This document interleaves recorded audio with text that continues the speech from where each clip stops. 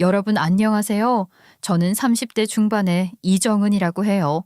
저는 쉽게 말하자면 고아로 자란 아이예요. 좋은 부모 만나 좋은 환경에서 자랐다면 얼마나 좋았겠습니까? 그렇지만 그렇게 태어나진 못한 게 제 잘못은 아니잖아요. 그런데 저는 제가 고아라는 이유 그 하나만으로 제가 결혼하고 싶은 남자 집에서 쫓겨나야 했어요. 그날 이전에도 고아라는 이유로 선입견과 편견에 시달리거나 부당한 대우를 받았던 적은 많아요. 그런데 그날 그곳에서 일어난 일 때문에 저는 그 모든 것들에 대해서도 어느 정도 보상을 받을 수가 있었답니다. 제가 고아로 자랐다는 이야기를 먼저 드렸으니 제가 기억하는 어린 시절부터 거슬러 올라가 볼게요. 고아인 건 맞지만 엄마에 대한 기억은 갖고 있어요. 제가 6살 될 때까지는 엄마랑 같이 살았거든요. 그러다 엄마가 돌아가신 후 고아가 됐고 고아원에 보내지는 대신 주인집 할머니가 저를 거둬주셨어요. 엄마와 저는 단둘이 그 할머니 댁 단칸방에 새들어 살았어요.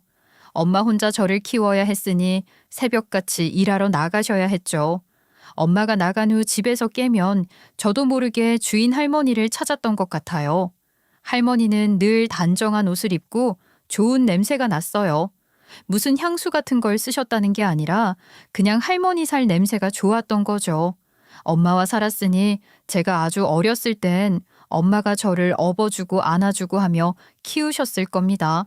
그렇지만 그건 제 기억에 없는 걸요. 제가 기억하는 품은 주인집 할머니의 품이었고 주인집 할머니의 살 냄새가 제게는 엄마 냄새 같은 거였어요. 아이고, 우리 강아지 일어났어? 엄만 일 나갔지? 이리 와. 할미가 뭐 좀 챙겨줄게. 할머니가 그렇게 저를 맞아주시면 저는 그저 고개를 끄덕이고는 쪼르르 달려가 할머니 품에 안기곤 했어요. 그럼 할머니는 언제나 저를 따뜻하게 안아주셨죠. 어디 보자, 우리 강아지. 고구마 좋아하지? 조금만 기다려. 이 할미가 금방 따끈하게 삶아서 줄게. 아니, 아이 손이 아주 얼음장이네. 밤새 이렇게 춥게 잔 거야? 보일러값 많이 안 나온다고 틀고 자라고 했더니 아이고 안쓰러워라. 네 엄마도 그런 방에 너 혼자 두고 나가면서 마음이 어땠을꼬 얼마나 아팠을까 말이다. 할머니는 저를 그렇게 안쓰럽고 안타깝게 보셨던 건 맞아요. 그렇지만 그렇다고 제가 불쌍해서 저를 챙겨주신 건 아니었을 겁니다. 단순히 불쌍해서였다면 굳이 해주지 않으셔도 됐을 것들을 많이 해주셨으니까요. 고구마 껍질을 발라주시며 이 달고 맛나는 거 먹고 나면 힘이 난단다 하는 다정한 말을 얼마나 많이 해주셨는지 몰라요. 그러니 아무리 어리고 뭘 모르는 어린아이였어도 저는 할머니가 좋았던 거예요. 원래 어린아이들이 자기를 진심으로 좋아하는 사람을 더 정확하게 알아본다고 하잖아요. 저도 그냥 그렇게 본능적으로 알아줬던 것 같아요. 할머니가 좋은 분이시고 저를 예뻐하신다는 걸 말이에요. 그렇게 하루 종일 할머니 곁에서 놀다가 밤이 되면 할머니 옆에 누워서 할머니 손등에 난 털 같은 걸 쓰다듬기도 하고 그랬던 것 같아요. 엄마가 오려면 아직 한참 더 있어야 했으니까요. 할머니 손에는 왜 이런 털이 있어? 내 손에는 없는데. 그러게, 그렇지. 할미도 너만 할 땐 아니랬어. 나이 들고 볼 것 못 볼 것 다 보고 사는 동안 이런 것도 자랐지 뭐야. 언제 이렇게나 생겼는지도 몰라. 그렇구나. 그럼 나도 나중에 할머니 되면 그런 거 생겨? 아이고, 이 말랑말랑한 손이 언제 할머니 손이 될꼬. 너는 아직 그런 생각 안 하고 살아도 돼. 나는 안 자라고 싶어. 그냥 계속 이렇게 할머니 옆에 누워 있을래. 그러니까 할머니도 이제 더 나이 들지 마요. 이 조그만 것이 이런 말도 다 할 줄 알고. 아이고, 내가 네 말에 녹는다 녹아. 우리 정은이가 이렇게 예쁘니 할미가 안 예뻐할 수가 있나? 그렇게 할머니는 엄마가 살아계셨을 때도 저를 잘 봐주셨던 고마운 분이셨어요. 그런 할머니 덕분에 저는 고아원에 가지 않아도 됐어요. 할머니랑 같이 살다 보니 조금씩 알아지는 것들이 있었죠. 저도 그만큼 나이를 먹고 철이 들어가는 것이기도 했고요. 할머니는 재력은 좀 있으나 자식들이 그리 자주 찾아오지도 않고 외로운 분이셨던 것 같아요. 제가 보기에도 할머니 자식들은 돈 필요할 때나 와서 할머니한테 떼를 쓰듯 돈을 타갔고, 그러고 나면 그뿐 딱 발 끊었다가 또 돈이 떨어져야지만 나타나곤 했으니까요. 그러니 할머니는 저를 보며 네가 내 속으로 낳은 자식들보다 훨씬 낫다 하는 말씀을 자주 하셨어요. 그렇게 저를 예뻐하셨죠. 그런데 그런 할머니가 제가 중학생이 됐을 때 쓰러지셨습니다. 다행히 돌아가시진 않아서 얼마나 다행이었는지 안도의 눈물이 저로 났는데, 정작 할머니 자식들은 할머니가 돌아가시지 않은 게 불만인 것 같더라고요. 할머니는 목숨은 건지셨지만 반신불수가 되어 정신도 거의 없으신 상태로 누워 지내게 되셨는데, 그런 할머니를 두고 할머니 자식들은 할머니를 돌볼 생각은 안 하고 할머니가 살아계시는 동안 할머니 재산 어찌할 수 없는지 그런 것에만 관심을 가지더군요. 그렇게 할머니 수발드는 일은 자연스럽게 제 일이 되었고, 할머니 자식들은 하나같이 나 몰라라 했어요. 중고등학교 시절 저는 그렇게 할머니 수발들며 학교를 다녔습니다. 그런데도 자식들은 그런 제게 고맙다는 말 한마디 한 적이 없어요. 너 우리가 이렇게 너를 계속 이 집에 살 수 있게 해주는 거 그거는 잊으면 안 된다. 알지? 그럼 자고로 머리 검은 짐승은 거두는 게 아니라는데 엄마는 어쩌자고 생판 모르는 애를 데려다 키운 건지 정말. 예, 너 지금이라도 우리가 너 데리고 있기 싫다고 하면 넌 바로 고아원 가야 하는 거 알지? 그러니까 말썽 부리지 말고 얌전히 있어. 그래, 우리 엄마가 너한테 그동안 베푼 게 얼마냐? 그러니까 너도 우리 엄마 수발 드는 게 당연한 거야. 안 그러냐? 채워줘, 먹여줘, 학교까지 보내주는데 그럼 그 정도도 안 해? 아휴, 저도 양심이라는 게 있으면 잘 알 거 아니야. 그 말은 맞는 말이죠 뭐. 우리라고 집안에 우리 핏줄도 아닌 남의 식구가 같이 사는 게 좋겠어? 그런 걸 다 감수하고도 널 받아주고 있다는 걸 항상 잊지 말라는 거야. 알겠어? 근데 넌 어떻게 된 애가 어른이 뭐라고 하는데 대답을 안 하니? 네, 알겠어요. 제가 할머니 수발 드는 걸 게을리한 것도 아닌데 왜 굳이 그런 말씀을 자꾸 하시는지 모르겠지만 걱정 마세요. 할머니는 제가 모셔요. 저도 더 이상 6살짜리 아이가 아닌데 무슨 겁주고 어르고 달래면 다 되는 것처럼 말도 안 되는 생색이나 내기 바쁜 할머니 자식들에게 좋은 마음을 가질 수는 없었어요. 그러니 고등학생쯤 되고부터는 저도 그렇게 그 사람들이 하는 말에 맞받아치기도 했던 겁니다. 뭐야, 이 자식 말하는 것 좀 봐. 너 지금 그거 무슨 뜻으로 하는 말이야? 우리 엄마를 네가 모셔? 이거 아주 되바라진 데가 있네. 아, 됐어. 내버려둬. 그 정도 말이야 할 수도 있다고 쳐. 그래도 엄마한테는 잘하잖아. 그거면 됐다고 생각하라고. 언니, 그건 아니지. 저게 저러다가 나중에 우리 엄마 유산까지 내놓으라고 하면 어쩔 건데? 저게 지금 지가 자식인 우리보다 우리 엄마한테 더 잘하고 있다. 아, 뭐 그 소리 하는 거 아니냐고. 어림없는 소리 하네. 아, 지가 뭔데 엄마 유산을 받아. 사실 나도 엄마가 저 애 데려다 키울 때만 해도 그런 걱정을 했지. 엄마가 우리 모르게 유언장이라도 쓰는 거 아닌가 하면서 말이야. 그렇지만 뭐 너도 알다시피 엄마는 이제 그럴 수도 없는데 뭐가 걱정이야? 정말 나쁜 사람들 아닌가요? 그 사람들에게 저는 그저 골칫덩이인 할머니 수발드는 사람에 불과했고, 그렇게 데리고 있다가 할머니 돌아가시고 나면 맨몸으로 내치면 그뿐인 소모품 같은 거였을 겁니다. 제가 할머니 유산을 위협하는 존재가 아니었으니 그나마 그렇게 그 집에 붙어 있을 수 있었던 건지도 몰라요. 그리고 제가 고3 때 할머니가 돌아가셨고 장례 치르자마자 기다렸다는 듯이 그 집도 팔아버릴 거라며 저더러 독립해서 나가라고 하더군요. 고등학교 졸업하면 다 큰 거 아니냐, 성인이지. 고아원에서도 그 나이 되면 나가라고 하지 않냐 하며 쫓아내다시피 했어요. 저 역시 할머니도 안 계신 그 집에 더 있을 생각은 없었지만 정말 나쁜 인간들이라는 생각만 들었습니다. 그리고 돌아가신 할머니가 너무 안쓰러웠고 또 보고 싶었어요. 고등학교 다니는 동안 성적을 그리 잘 받지는 못했어요. 핑계겠지만 공부를 할 수 있는 시간도 별로 없었고 대학은 어차피 생각도 못할 일이니 의욕도 없었으니까요. 저는 당장 생존을 위해 돈을 벌어야 했어요.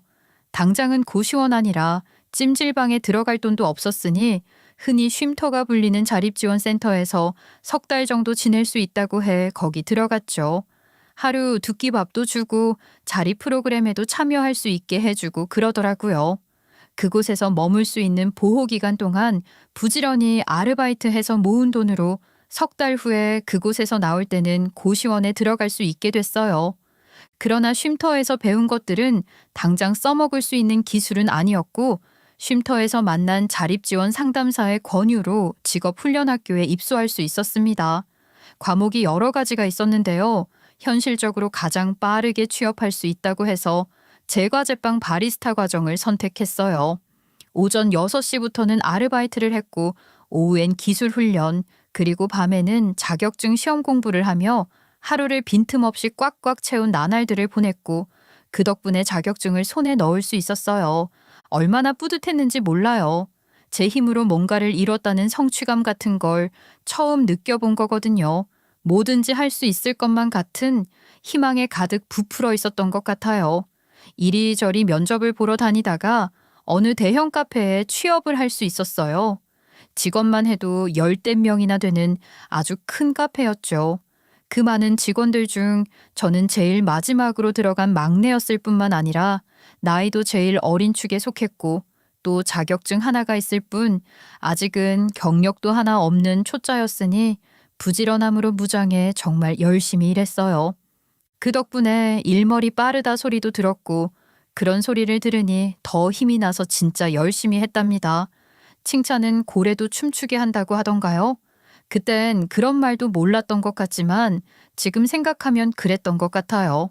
다른 직원들이 꺼려하는 험하고 굳은 일들도 다 제가 맡아서 하겠다고 하니 그걸 누가 싫다고 하겠어요. 잘한다 잘한다 하며 더 시켜 먹으려고 했었겠죠. 그땐 그런 것도 모르고 정말 잘한다는 소리인 줄 알고 진짜 몸 아끼지 않고 열심히 했습니다. 카페 사장은 아주 젊은 여자였는데 부모가 아주 부자라고 직원들이 하는 얘기를 들었어요. 말하자면 금수저 부모 덕에 젊은 나이에 그렇게 큰 대형 카페를 차릴 수 있었던 거죠. 그런데 정작 그 사장은 카페 운영보다는 쇼핑이나 여행 다니는 것에 더 관심이 많고 열을 올리는 것 같더라고요. 그리고 그런 것들을 SNS에 올려 자랑하고 주목받는 것에 진심인 사람이었어요. 그 낙에 그 맛에 사는 사람인 거예요. 얼핏 보면 친절하고 상냥한 듯한 그 사장은 처음엔 제게도 그렇게 잘해주는 것 같더니 어느 순간부터 고아라는 저의 배경에 대해 미묘한 차별과 편견을 갖고 있다는 걸 드러내기 시작했어요. 처음 몇 번은 잘못 들었나 싶었고 그리고 또 몇 번은 실수로 잘못 말한 건가 그런 생각이 들기도 했죠. 그렇게 생각하는 게 제 마음이 더 편했던 것 같아요. 아무리 제가 하찮은 일개 직원에 불과하다고 해도 그렇게 아무렇지도 않게 저를 앞에 두고 면전에서 고아라서 저러나 고아라고 하더니 고아들은 그런 식으로 고아라는 단어를 자꾸만 입에 올리는 거예요. 그것도 아주 좋지 않은 뉘앙스로 말입니다. 그게 너무 불쾌하고 불편했지만 어쩔 수 있나요? 저는 그 사장이 주는 월급을 받아야 하는 사람이었으니 들려도 못 들은 척 잘못 들었을 거라고 실수한 걸 거라고 그냥 그렇게 생각하고 잊어버리는 게 제 정신 건강에 좋았던 겁니다. 그러던 어느 날 그 사건이 터진 거예요. 워낙 카페를 자주 비우는 사장이라 직원들끼리 정산하고 마감하는 날이 대부분이었는데 그날 정산이 맞지 않았던 거예요. 아, 정말 뭐야. 가뜩이 나 오늘 너무 힘들었어서 빨리 퇴근하고 집 가서 자고 싶은데. 이게 뭐냐고. 정산이 맞아야 집에 갈 거 아니야. 누구야? 아, 정말. 누가 아니래? 아, 정말 짜증나 죽겠네. 매니저님, 저희 언제까지 이러고 있어요? 이러고 있는다고 답이 생겨요? 우선 다들 나눠서 금액을 다시 한번 맞춰보자. 어디서 실수가 생겼을지 모르니까 2인 1조로 더블 체크하면서 한 번만 더 맞춰보는 거야. 알겠지? 다들 힘내. 빨리 찾아내야 퇴근하지. 매니저님이 그렇게 독려를 해도 직원들은 이미 원성이 자자했고 툴툴거리고 궁시렁거리고 있었죠. 그런 와중에 저는 뭐가 그렇게 불안한지 좌불안석이 따로 없었습니다. 그렇잖아요. 직원들 중에서 제일 경험이 없는 게 저이고 그만큼 제일 미숙한 것도 저라고 생각했으니 다들 그렇게 생각하는 건 아닐까 싶기도 하고 저부터가 저 자신을 못 믿어서 불안했던 것 같아요. 그런데 그때 어디 외부에서 술자리가 있다고 대낮에 나갔던 사장이 지나가다가 매장에 들른 겁니다. 아니, 아직 다들 퇴근 안 했어? 마감 안 했어? 난 다들 갔을 줄 알았는데. 사장님, 저희도 가고 싶죠. 근데 정산이 안 맞지 뭐예요? 누가 어디서 뭘 잘못했는지 그걸 찾아내야 하는데 오늘 영업시간에 전부 복귀할 수도 없고 이건 뭐. 그래? 그럼 말이야, CCTV에서 이정은 씨가 계산한 것만 다시 검토해봐.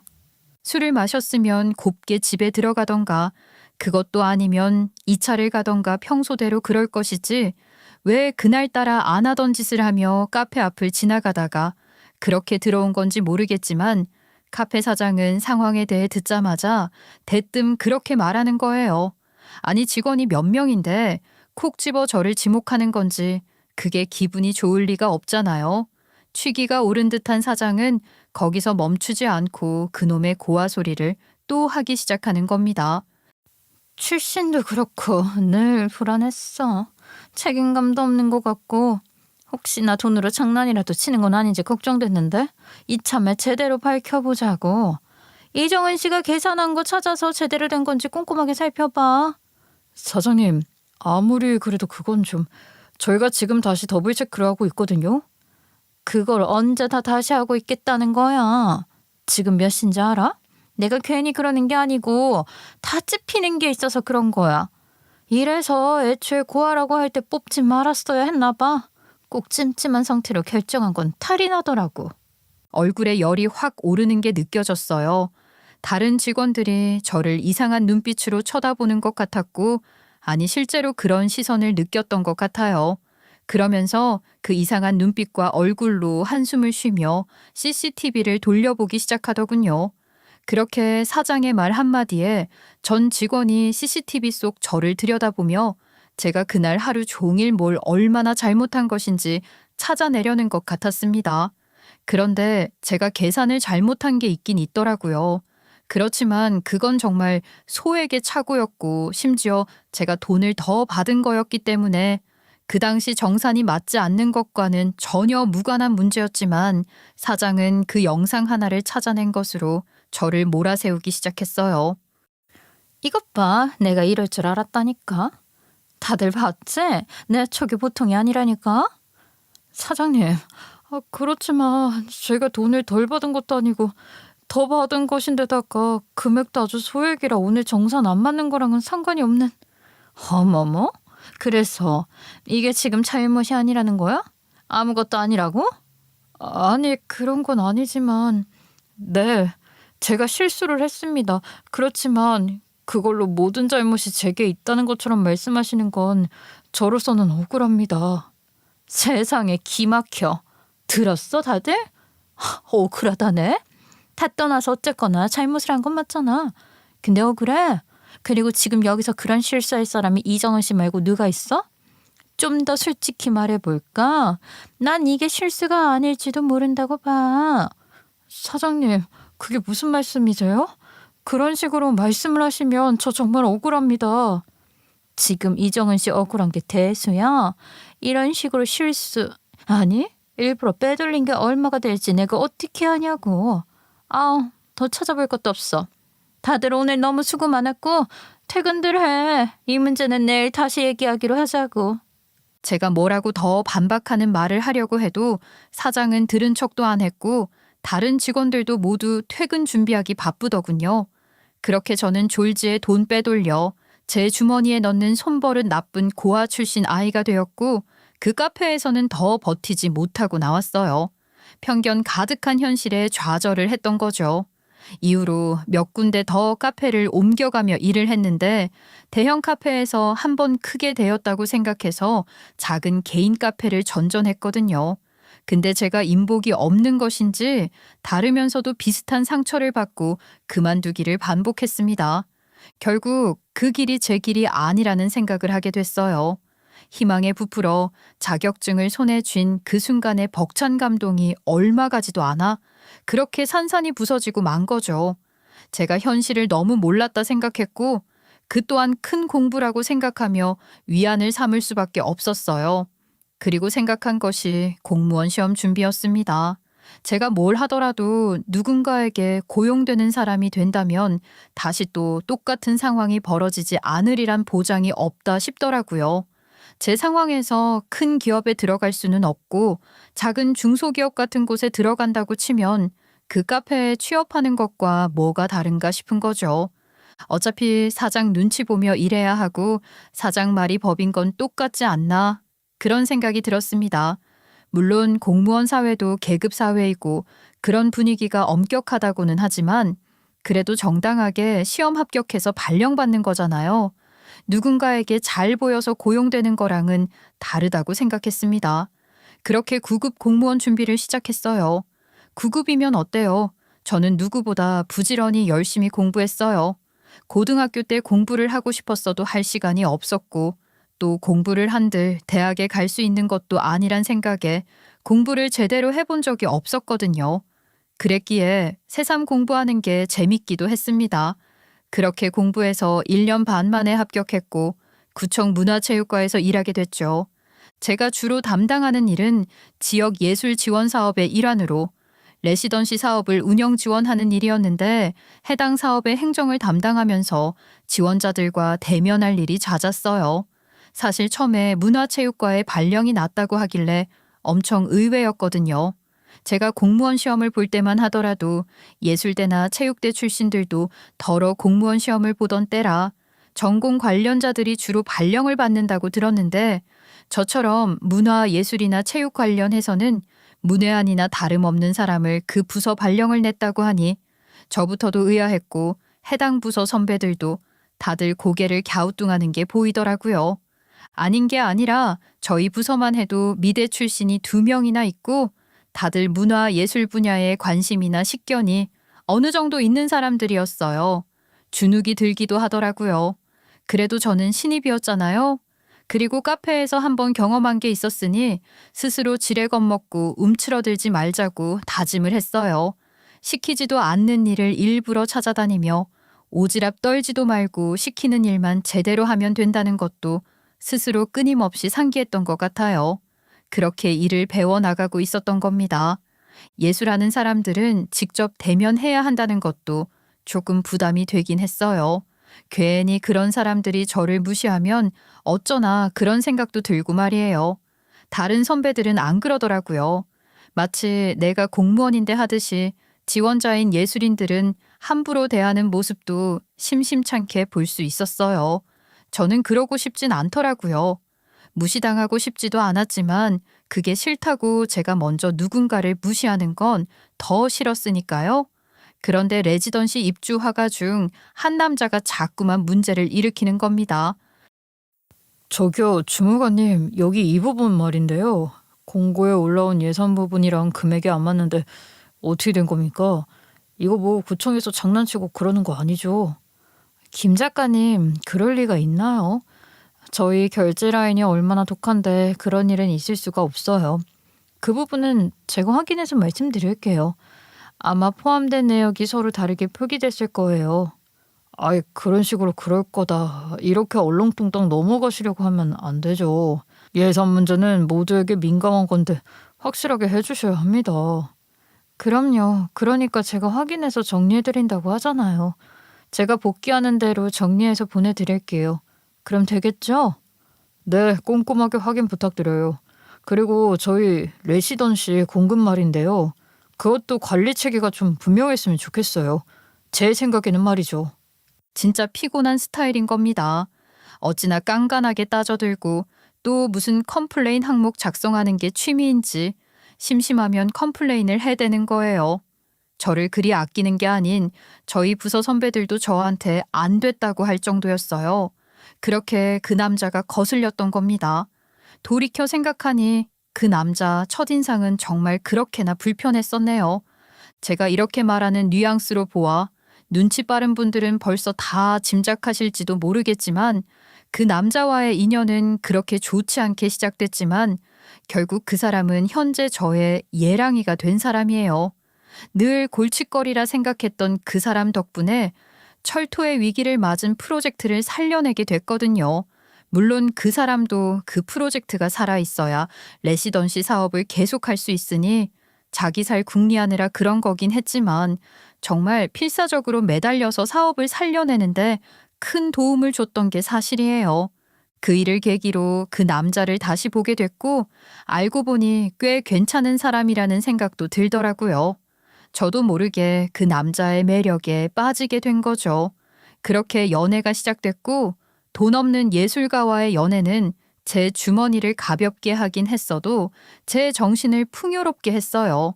단언컨대 저는 그 사람과 너무나도 행복한 연애를 했고 그리고 청혼까지 받게 됐습니다. 내가 지금 쥐뿔도 가진 것도 없으면서 청혼하는 게 어떻게 보일지 모르지만 내 가능성을 봐줬으면 좋겠어. 난 너랑 함께라면 뭐든지 잘할 수 있을 것 같거든. 그래서 너랑 같이 살고 싶어. 둘이 열심히 살아보자. 어때? 너무 멋지지 않나요?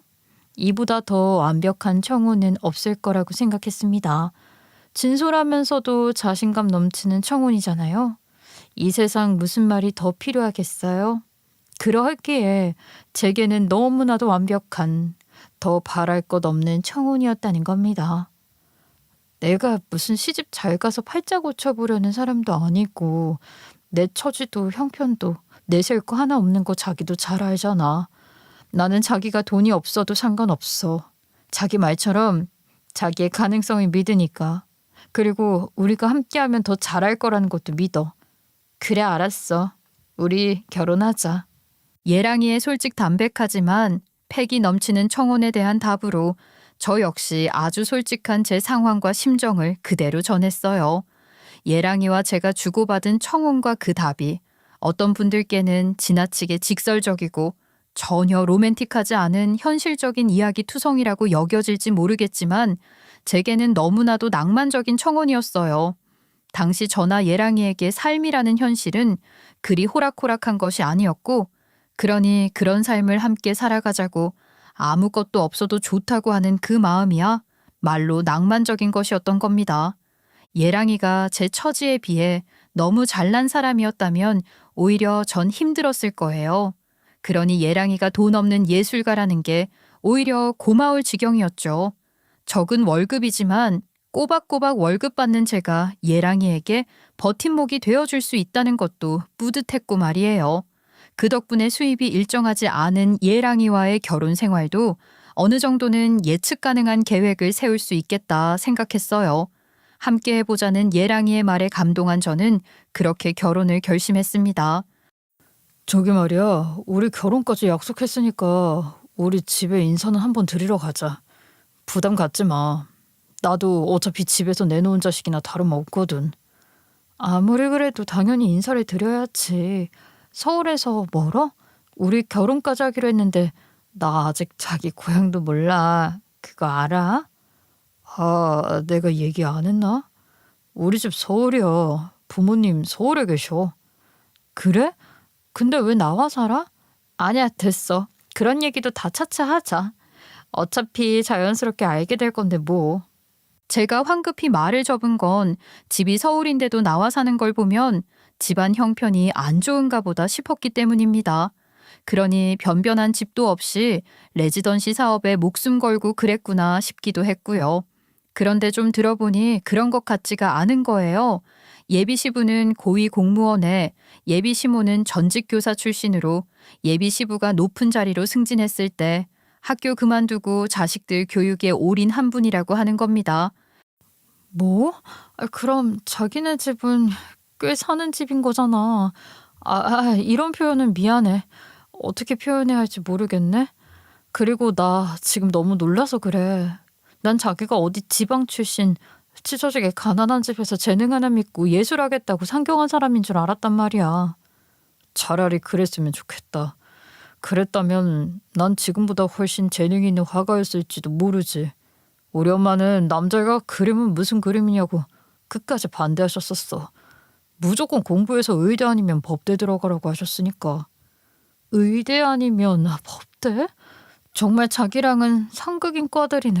상상이 안 된다. 그러니까 말이야. 내가 그런 공부를 어떻게 하겠어. 엄마가 그러거나 말거나 예술할 거라고 반항했지 뭐. 그래서 집에서 내놓은 자식이라고 하는구나.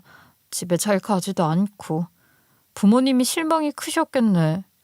그래도 내 동생이 엄마 말 잘 들으며 착실하게 공부해서 의대 갔어. 그나마 다행이지. 그러니 나 하나쯤 내놔도 상관없어. 예랑이는 마치 남의 이야기를 하듯 그렇게 말하더라고요. 아무리 그래도 예랑이 집안이 너무 좋은 것 같아 위축이 될 수밖에 없었어요. 예랑이는 어차피 자기 부모는 자기 결혼에는 관심도 없을 거라며 저를 안심시키려 했지만 그런 말이 제게는 전혀 위로가 되지 않았고 걱정되기만 했어요. 그런 저의 긴장을 풀어주려고 한 건지 예랑이는 제게 예비 시부모를 만나 뵙기 전에 자기 동생부터 먼저 만나자고 하더라고요. 그러니까 제게는 예비 시동생이 되는 거죠. 의사인 예비 시동생은 역시 의사인 예비 동서를 만나 일찌감치 결혼했다고 들었는데 그날은 예비 시동생만 나온 거예요. 같이 나오려고 했는데 갑자기 급한 수술이 잡혔다고 해서요. 형수님께 죄송하다고 꼭 전해달래요. 아유, 아니에요. 죄송은 무슨. 일이 먼저죠, 당연히. 바쁜데 시간 내주셔서 고마워요. 저도 형수님 너무 만나 뵙고 싶었어요. 형이 대체 어떤 여자를... 아니, 죄송해요. 어떤 분을 모셔야 할지 늘 궁금했거든요. 아 참, 그리고 여기 식당 말이에요. 저희 집사람 친언니가 하는 곳이에요.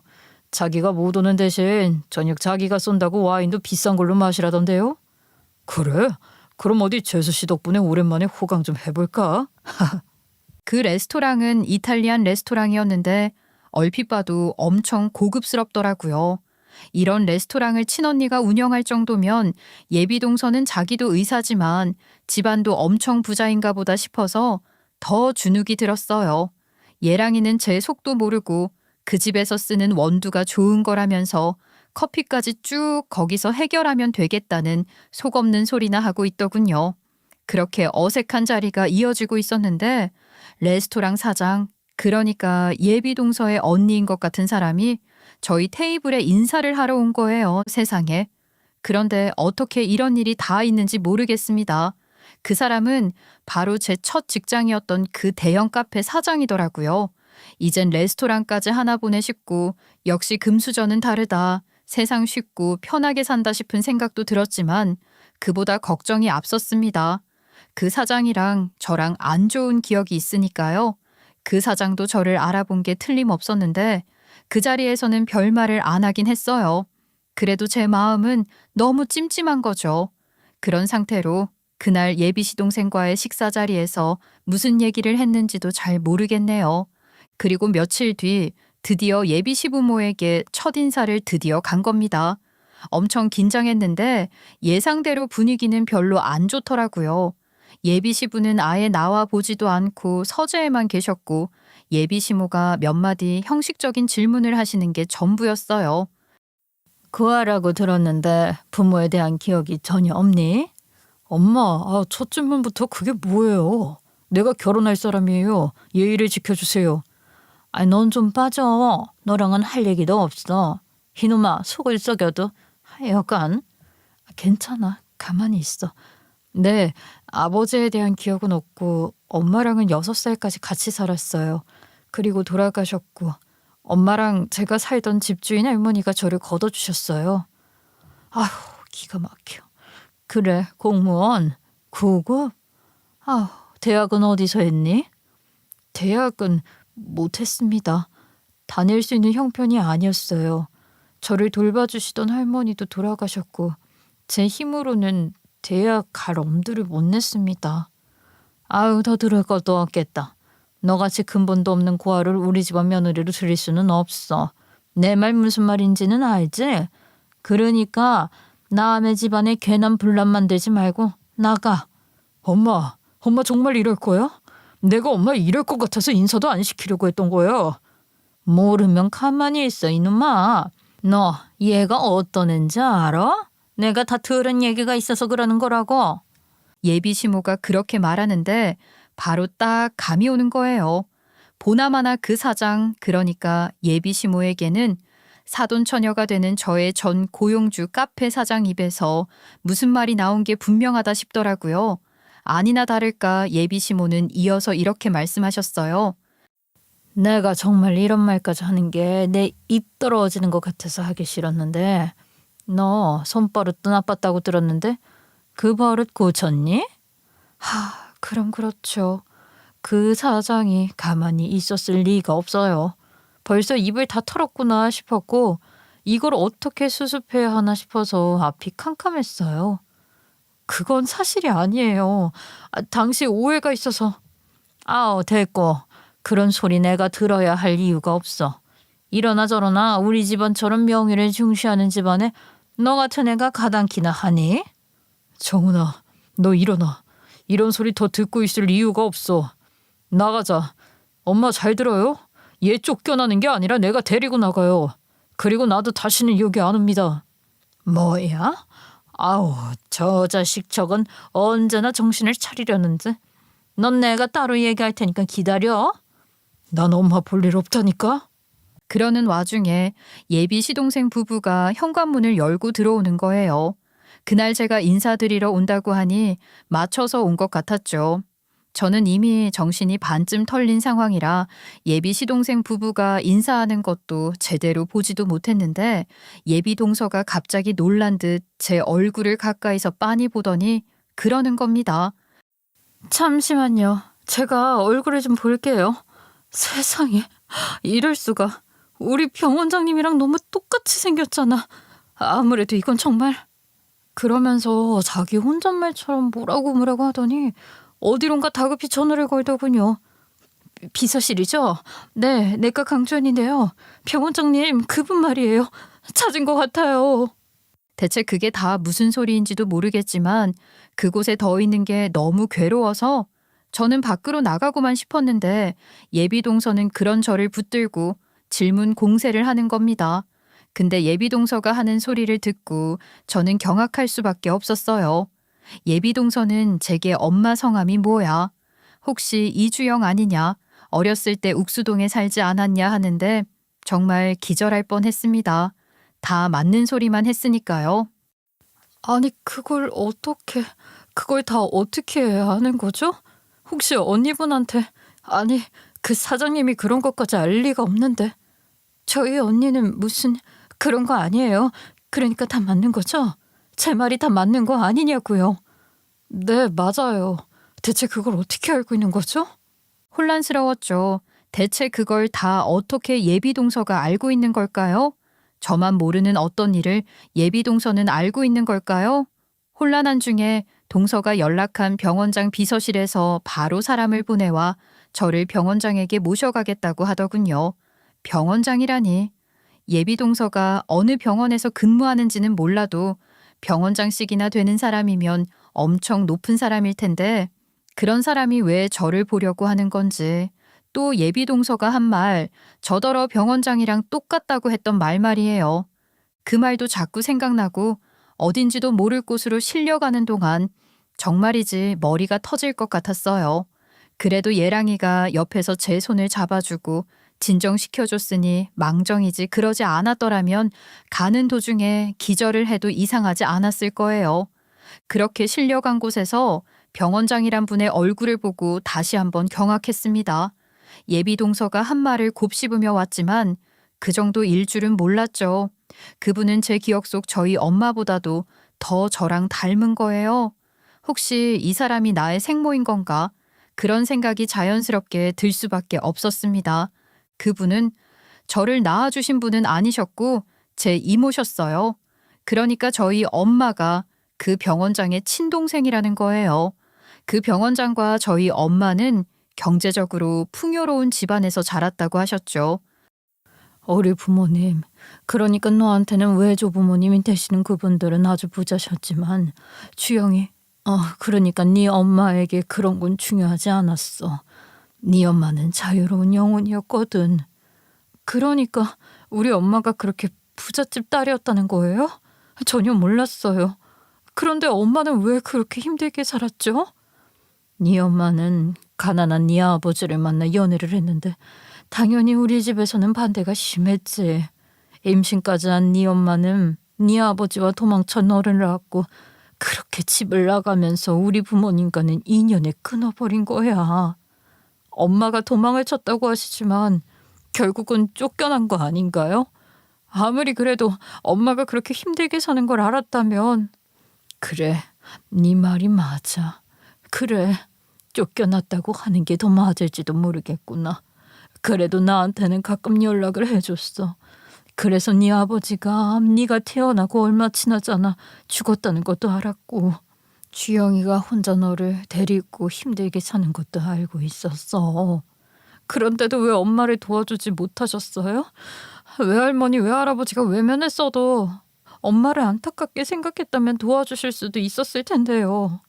저도 모르게 목소리에 원망의 감정이 섞이더군요. 원망의 대상이 병원장님, 그러니까 제 이모가 되어야 할 이유가 없는데 그 순간에는 그런 감정이 차올랐던 것 같아요. 당시 이모는 유학 중이셨다고 하더군요. 그전에도 이모는 엄마와 드문드문 연락을 주고받으며 유학을 가게 되었다고 그곳 주소를 알려줬고 엄마가 유학 중인 이모에게 연락을 한 거죠. 그러면서도 엄마는 외가 어른들께는 도움을 청하지 않았대요. 이모 생각에는 그랬다가 그분들이 저를 떼어놓으려고 할 것을 걱정했던 것 같다고 했어요. 엄마는 그렇게 저를 지키려고 하셨던 겁니다. 유학 중일 때 편지가 몇 번 왔었어. 편지에 주영이가 그러더구나. 애가 클수록 나랑 많이 닮아간다고 말이야. 엄마인 자기보다 이모인 나를 더 닮은 것 같다고 해서 나도 참 궁금했지. 내가 어렸을 때를 생각하면 정말 누가 누군지 구분이 안 될 정도일 거라고 해서 유학 마치고 돌아가면 꼭 내 조카부터 보러 가겠다고 했었다. 병원장님, 아니 이모, 어린 시절 모습을 내가 알지는 못했지만 지금 모습을 봐도 저랑 정말 많이 닮으신 것 같긴 해요. 엄마 말이 맞아요. 전 엄마보다 이모를 더 닮았어요. 이모는 유학을 마치고 돌아와 약속대로 엄마가 보낸 편지에 적힌 주소로 엄마와 저를 찾아왔지만 이미 그 집에는 다른 사람이 살고 있었다고 해요. 수소문 끝에 엄마가 사망했다는 것을 알게 되었고 조카인 저는 이후로 어떻게 된 것인지 행방을 찾을 수가 없었다고 하더군요.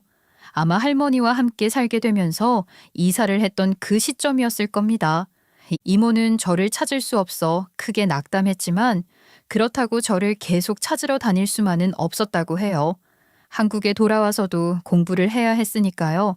이모는 그렇게 공부하고 의사 되고 그러느라 바쁘게 살았고 이렇게 병원장까지 되고 나서야 자기 인생을 돌아볼 여유를 가지게 됐대요.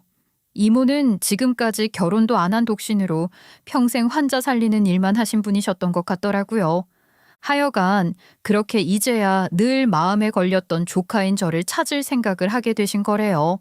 엄마가 저와 이모가 너무 닮았다고 한 것을 떠올리고는 제 사진이 없었으니 이모의 사진을 넣은 전단지 같은 것도 만들었대요. 이모 아주 어렸을 때부터 지금의 제 나이까지 이모 얼굴의 변화는 다 보여주는 그런 전단지였다고 말이에요. 저도 그 전단지를 봤는데 정말 깜짝 놀랐습니다. 이건 그냥 제 앨범이라고 해도 믿겠어요. 저조차도 그렇게 믿을 것 같아요. 정말이지. 어쩜 이렇게 닮았죠? 나도 네 얼굴을 보고 너무 놀랐어. 내가 너만 알 때 얼굴이랑 정말 똑같구나. 이모는 그렇게 사적인 사진을 여러 장 넣은 전단지를 만들어 병원 직원들만 볼 수 있는 게시판에 공유를 하셨다고 해요. 저를 너무 찾고 싶었지만 그렇게 자신의 모습을 여러 장 담은 전단지를 여기저기 뿌리는 게 아무래도 좀 그러셨던 것 같아요.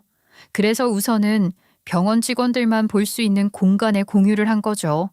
병원에 오가는 사람들이 많으니 직원들에게만 공유를 하는 것도 의미가 있다고 생각을 하셨던 것 같아요.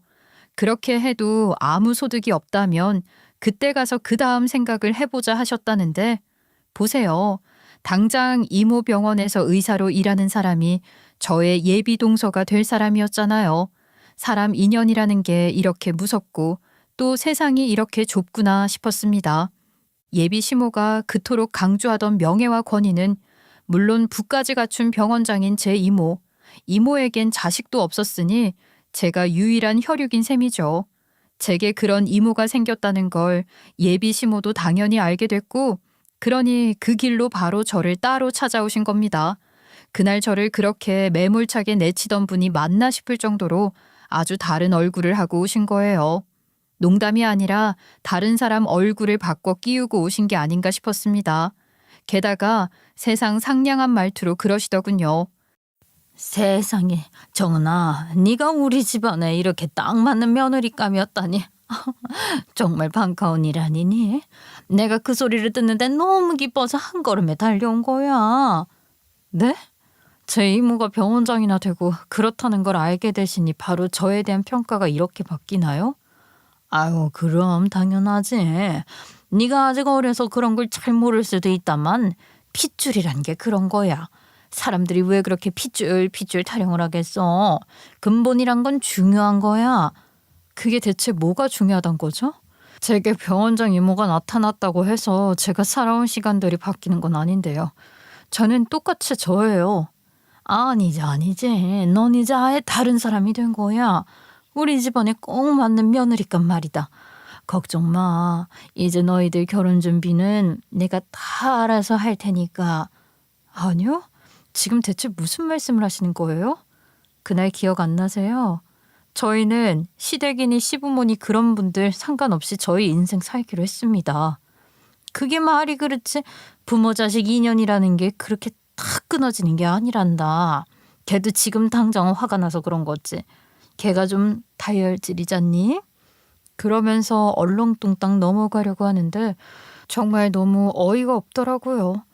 기가 차서 가만히 듣고만 있으니 이야기가 잘 먹힌다고 생각을 한 것인지 예비 시어머니는 계속해서 자기 할 말을 이어가는 거예요. 그리고 병원장인 너희 이모에게도 우리 같은 사돈이 있으면 얼마나 든든하고 좋겠어. 사실 그 병원장 자리라는 것도 외로운 자리거든. 게다가 여자 혼자 몸이니 늘 시기와 질투로 받을 테고 힘든 게 많으실 거다. 그런 것도 이제 우리가 사돈 돼서. 아니요. 더 이상 듣고 있을 수가 없네요. 저희 이모는 그런 거 필요 없는 분이시고요. 아니, 무엇보다 저희도 어머님이나 아버님께 그런 도움 받을 생각이 없습니다. 네 생각만 하면 어떡하니? 예, 정은아, 우리가 잘 화해를 해야 내 아들도. 화해하고 말고 할 게 뭐가 있죠? 애초에 저는 그쪽 집안에 어울리지도 않고 가당치도 않은 사람인데요. 그리고 저 또한 그 집안에 들어가 어울리는 사람으로 살 생각이 없습니다. 더 이상 들어주면 안 될 것 같아. 그렇게 똑 부러지게 선 긋고 돌려보냈어요. 그 뒤로도 예비 시모는 몇 차례나 계속해서 제게 본인이 주장하는 화해의 손길을 보내왔지만 저는 그 손을 잡을 생각이 없었고요. 결국 예랑이가 나서서 아주 강경하게 대처를 해준 덕분에 더 이상 그러진 않으시네요. 그러면서도 호시탐탐 어떻게든 저희 이모한테 접근을 해보려고 예비 동서를 찌르는 모양이던데 예비 동서도 그럴 생각은 없는 것 같았어요. 그리고 동서 얘기가 나왔으니 말인데요. 그 카페 사장 말이에요.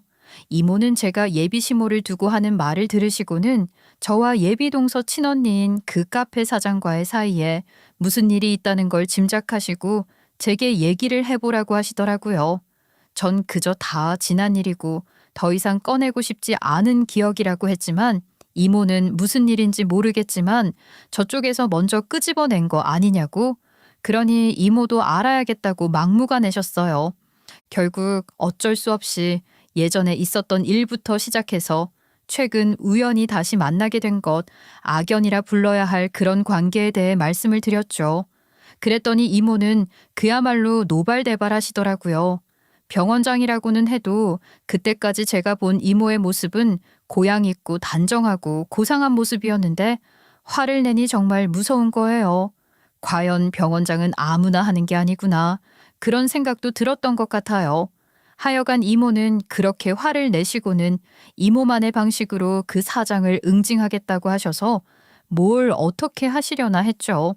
이모는 우선 저의 이모라는 것을 드러내지 않고 그 사장이 하는 레스토랑에 가서 여러 가지 주력 메뉴, 주로 비싼 것들 위주로 시켰다는데 저희 이모가 엄청난 미식가시더라고요. 그동안 맛있는 것들을 많이 드셔보셔서 그런지 미각이 보통 예민한 게 아니신데 그 레스토랑에 다녀오시고는 계속 뭔가 석연찮다고 하시는 거죠. 내 생각에 분명 재료를 최상급으로 쓰는 게 아닌 것 같아. 그걸 그렇게 먹어보면 다 알아요? 어떻게? 맛이 아예 달라요? 내 입에는 그저 고급지고 맛있기만 하던데. 교묘하게 섞은 것 같긴 하지만 내 입은 못 속이지. 특별히 비싼 재료 있잖아. 트러플 오일이나 캐비어 같은 거. 그런 걸 최상품은 아주 조금 쓰고 거기에 저가품을 섞어서 쓰는 것 같아. 분명해. 그리고 한우며 오징어 먹물 같은 것도 영 상태가 별로던데. 메뉴판에는 모두 최상급 재료만 쓴다고 원산지 표기며 다 해놨더란 말이야. 커피 원두도 마찬가지야.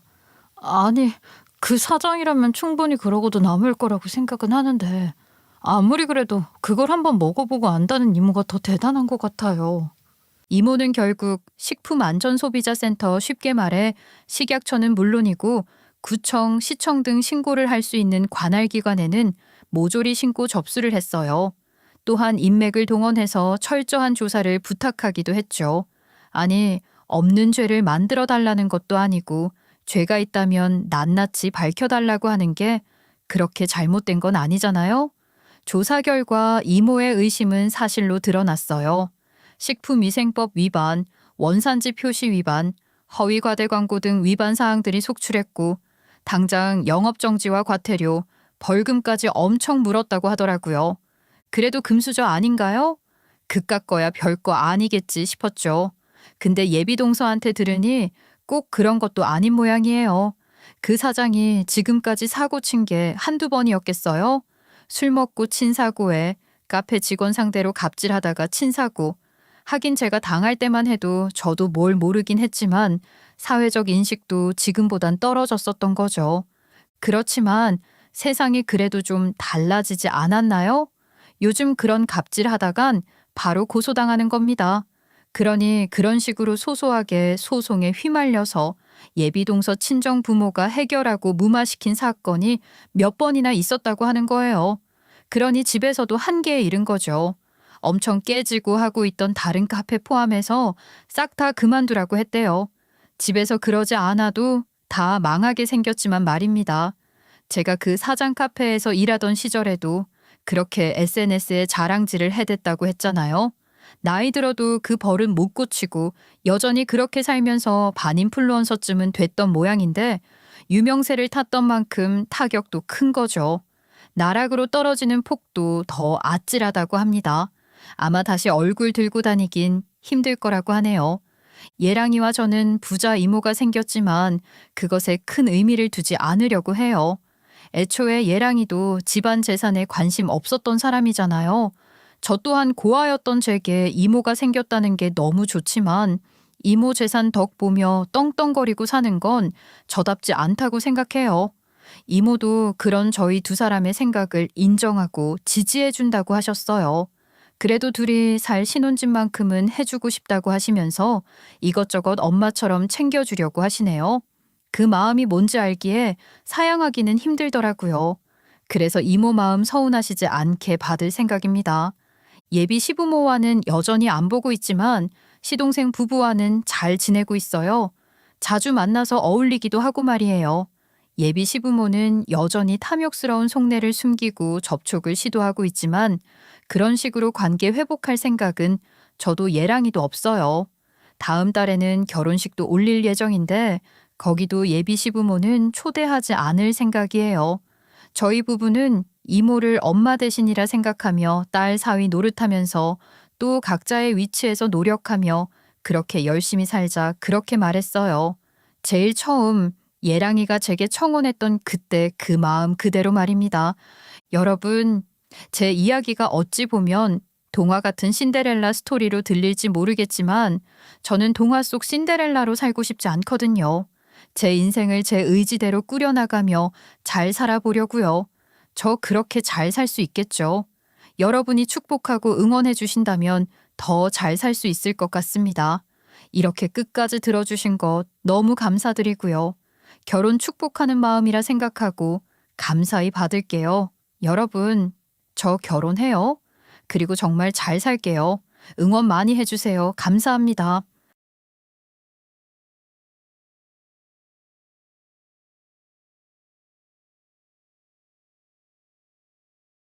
안녕하세요. 지옥문 앞까지 갔다가 리턴해서 돌아온 30대 강영서라고 합니다. 쨍하고 해 뜰 날 돌아온다는 가사가 있는 것처럼 늘 암담하고 어둡기만 했던 저의 인생에도 볕들 날이 올 줄로만 알았어요. 그런데 저는 행복이라는 것을 맛보기도 전에 정말이지 평생 기억에 남을 정도로 엄청난 일을 겪게 됐답니다. 세상에 이런 마음을 가진 사람도 있구나 싶었어요. 지금부터 저의 이야기를 들려드릴 테니 끝까지 잘 들어주시면 감사하겠습니다. 저는 어릴 적부터 부모님의 따뜻한 사랑이라는 것을 제대로 받아본 기억이 없어요. 어렴풋이 지난 기억들을 더듬어 보면 5살 무렵에 사랑하는 엄마가 집을 나간 이후로 제 인생이 완전히 달라졌던 것 같아요.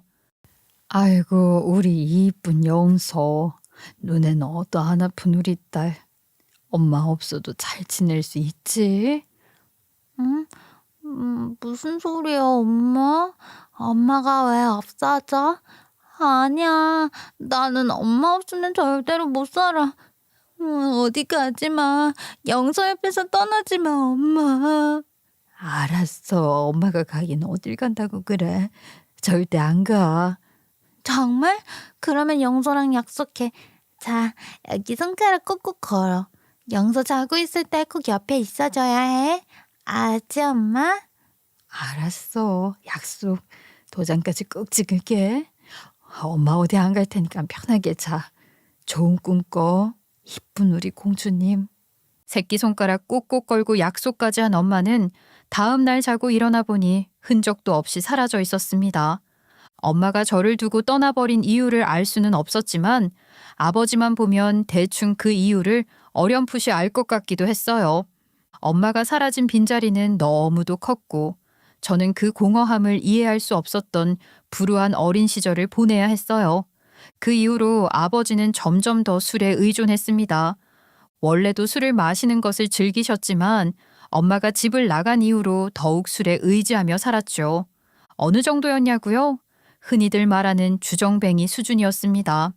어린 저는 하루하루를 아버지가 풍기는 술 냄새와 폭언 속에서 버텨야 했어요. 따뜻한 밥 한 끼, 다정히 안아주는 손길, 그리고 사랑한다는 말 한마디조차 들을 수 없었던 삭막한 가정 환경에서 자라다 보니 저는 자연스레 정서적으로 메마른 아이로 성장해버리고 말았어요. 제가 어렸을 적 자주 하던 일은 술 심부름과 이웃집에 가서 반찬 좀 얻어오라는 아버지의 말에 따라 음식을 구걸하러 다녔던 것이었어요. 그리고 가끔은 하기 싫다고 말하기도 했는데 그럴 때마다 아버지의 손은 거침없이 저를 향해 날아왔습니다. 엄한 표정을 지으며 제게 험한 말을 쏟아붓는 아버지를 피해 다니는 것, 그것이 저의 일상이었어요. 아이야, 영서야, 영서야, 빨리 술 좀 사와라. 영서야, 얘는 아버지가 부르는데 대답도 안 하고, 아이 어디 있는 거야? 신발은 그대로 있는데. 너 일부러 안 들리는 척하는 거 아니지? 영서야. 아버지는 저보다 덩치도 목소리도 훨씬 큰 사람이었기 때문에 어쩔 수 없이 아버지의 말이 곧 법이라고 생각하면서 살았습니다. 터져 나올 것만 같은 감정을 누르며 사는 건 정말이지 힘든 일이었어요. 그렇게 살다가 결국 저는 중학교에 올라가기 전 할머니 댁으로 보내지게 됐어요. 엄마, 애 좀 맡아주쇼. 뭐 이놈아? 애가 무슨 짐짝이라도 되는 양 말하는구나. 네 새끼는 네가 돌봐야지 왜 나한테 돌보라고 그러는 거야? 아, 내가 더 이상 애를 케어할 수 있는 능력이 안 되는 거 어떡하라고. 애 엄마 그렇게 도망가고 나서 나 혼자 애 키우느라 얼마나 힘들었는지 아쇼? 아, 됐고. 나 더 이상 애 못 키우니까 엄마가 알아서 키우던가 아니면 그 고아원으로 보내던가 알아서 해요. 아이 난 몰라. 아버지는 할머니에게 저를 맡기고는 그 이후로 2번 다시 얼굴을 비추지 않았어요. 제가 어떻게 지내고 있나 궁금하지도 않은지 연락 한 통 없었죠. 부모에게서 완벽하게 버림받았다는 사실을 어린 마음에 이해하기란 쉽지 않았지만 시간이 지나면서 그 사실을 깨닫고 저의 현실을 점차 체념하게 되었어요. 그렇게 저는 할머니 손에 자라게 됐습니다. 할머니는 정말이지 제 삶의 유일한 햇살 같은 존재였어요. 성품도 따뜻하고 너그러우신 데다가 제게 단 한 번도 화를 낸 적이 없으셨어요. 언제나 제 이야기를 귀 기울여 들어주시고 제가 무엇을 좋아하는지도 기억해 주시고 할머니의 존재는 어린 저에게 처음으로 사랑이라는 감정을 느끼게 해준 유일한 분이셨어요. 저에게는 부모보다 더 부모 같았던 존재였죠. 할머니, 나 이번 시험에 100점 맞았어. 이번 시험 엄청 어렵게 나왔는데 반에서 나 혼자 100점이래. 정말로? 아이고 우리 손녀 누굴 닮아 이렇게나 똑똑할꼬. 잘하면 잘한다고 이뻐해 주시고 또 잘못한 게 있으면 호되게 야단을 쳐주시고 제 인생에는 할머니가 꼭 필요했습니다. 저의 유일한 세상이 되어주셨던 분이었거든요. 하지만 그런 할머니마저도 제 곁을 오래 지켜주시지는 못했어요. 제가 17이 되던 해 건강이 급격히 나빠지시더니 결국 병세가 악화되어 병원에 입원을 하신 지 3개월 만에 돌아가셨습니다. 할머니가 돌아가시던 그날은 정말이지 온 세상이 와르르 무너져 내린 것만 같았어요. 할머니, 나 대학 가는 것까지 봐야지. 이렇게 가면 어떡해. 응? 할머니, 나 앞으로 할머니 말 더 잘 듣고 공부도 더 열심히 할게. 그러니까 일어나 할머니. 눈물로 장례를 치르고 집으로 돌아온 날, 사람의 공기라고는 느껴지지 않을 정도로 시린 공기를 마주한 후에야 저는 다시 세상에 혼자가 되었다는 것을 실감했어요. 저는 아직 미성년자였기 때문에 홀로 살아갈 능력이 되지 않아 청소년 쉼터를 전전하면서 살아가게 됐습니다. 그 시기에 저는 정말 많이 무너져 있었어요. 저한테 일어나는 모든 일들이 그저 원망스러웠고 때로는 제 존재 자체가 무가치하다고 느껴질 때도 있었어요. 솔직히 할머니가 돌아가신 이후 탈선하고 싶은 충동이 한가득이었습니다. 모든 것들을 내려놓고 싶었지만 그래도 제가 다 포기를 해버린다면 하늘에 계신 할머니께서 속상해하실 것 같아 악착같이 살아갔어요. 그래서 저는 공부에 매달리기 시작했습니다. 남들처럼 학원을 다니거나 과외를 할 만한 형편도 아니었지만 독학이라도 해보겠답시고 도서관에서 살다시피 하며 스스로 공부를 파고들었어요. 어디 가서 부모 없이 자란 티도 내고 싶지 않았고 누구보다 열심히 살아왔다는 것을 증명하고 싶었어요. 그렇게 해서 결국 저는 좋은 성적으로 대학에 합격할 수 있었습니다. 대학교 등록금은 장학금과 아르바이트로 해결했어요. 대학 생활도 나름대로 모범적으로 해냈고 졸업 직전에는 교수님의 추천으로 꽤 괜찮은 중견기업에 입사할 수 있었습니다. 모든 것을 혼자 힘으로 이루었다는 뿌듯함은 제게 큰 자부심이 되었고 그만큼 주어진 인생을 더 열심히 살아야겠다는 생각까지 들게 됐어요. 그렇게 직장인이 된 저는 다시 한번 이를 악물고 사회생활을 시작했어요. 직장 생활이 처음부터 호락호락하지는 않았어요. 직장 내 텃세는 예상보다 훨씬 심했고 특히 여자 직원 사이에 묘한 기싸움도 있었죠. 영서 씨, 오늘 내가 올리라고 말한 보고서는 작성 다 했어요? 아, 그건 증작에 부장님께 보고 드렸습니다. 잘 작성했다고 하셨어요. 아니 내 컨펌도 안 받고 부장님께 바로 보고를 드리면 어떡하자는 거예요. 그러니까 내가 올리기 전에 나한테 보내라고 했잖아요. 영서 씨 사수는 나한테 멋대로 행동할 거예요. 예? 죄송합니다. 근데 부장님께서는 본인한테 바로 올리라고 말씀하셔서요. 이런 사소하고 유치한 순간까지도 저는 잘 견뎌낼 수 있었어요. 그렇게 살아오던 저에게 30을 목전에 두고 소개팅 제안이 들어왔어요. 평소에 연애를 자주 하지도 않았고 연애를 하더라도 짧게만 만나봤던 저였기 때문에 벼랑간 들어온 소개팅 제안은 당황스러울 수밖에 없었습니다. 너 언제까지 솔로로 살래? 일이랑 결혼할 거야? 평생 그렇게 살다가 죽을래? 얘는 아니 그냥 뭐 지금은 딱히 만날 생각이 없기도 하고. 소개팅 한다고 해서 다 사귀는 건 아니잖아. 그니까 맘 편하게 한번 만나봐라. 그때까지만 해도 연애나 결혼은 제게는 먼 이야기였어요.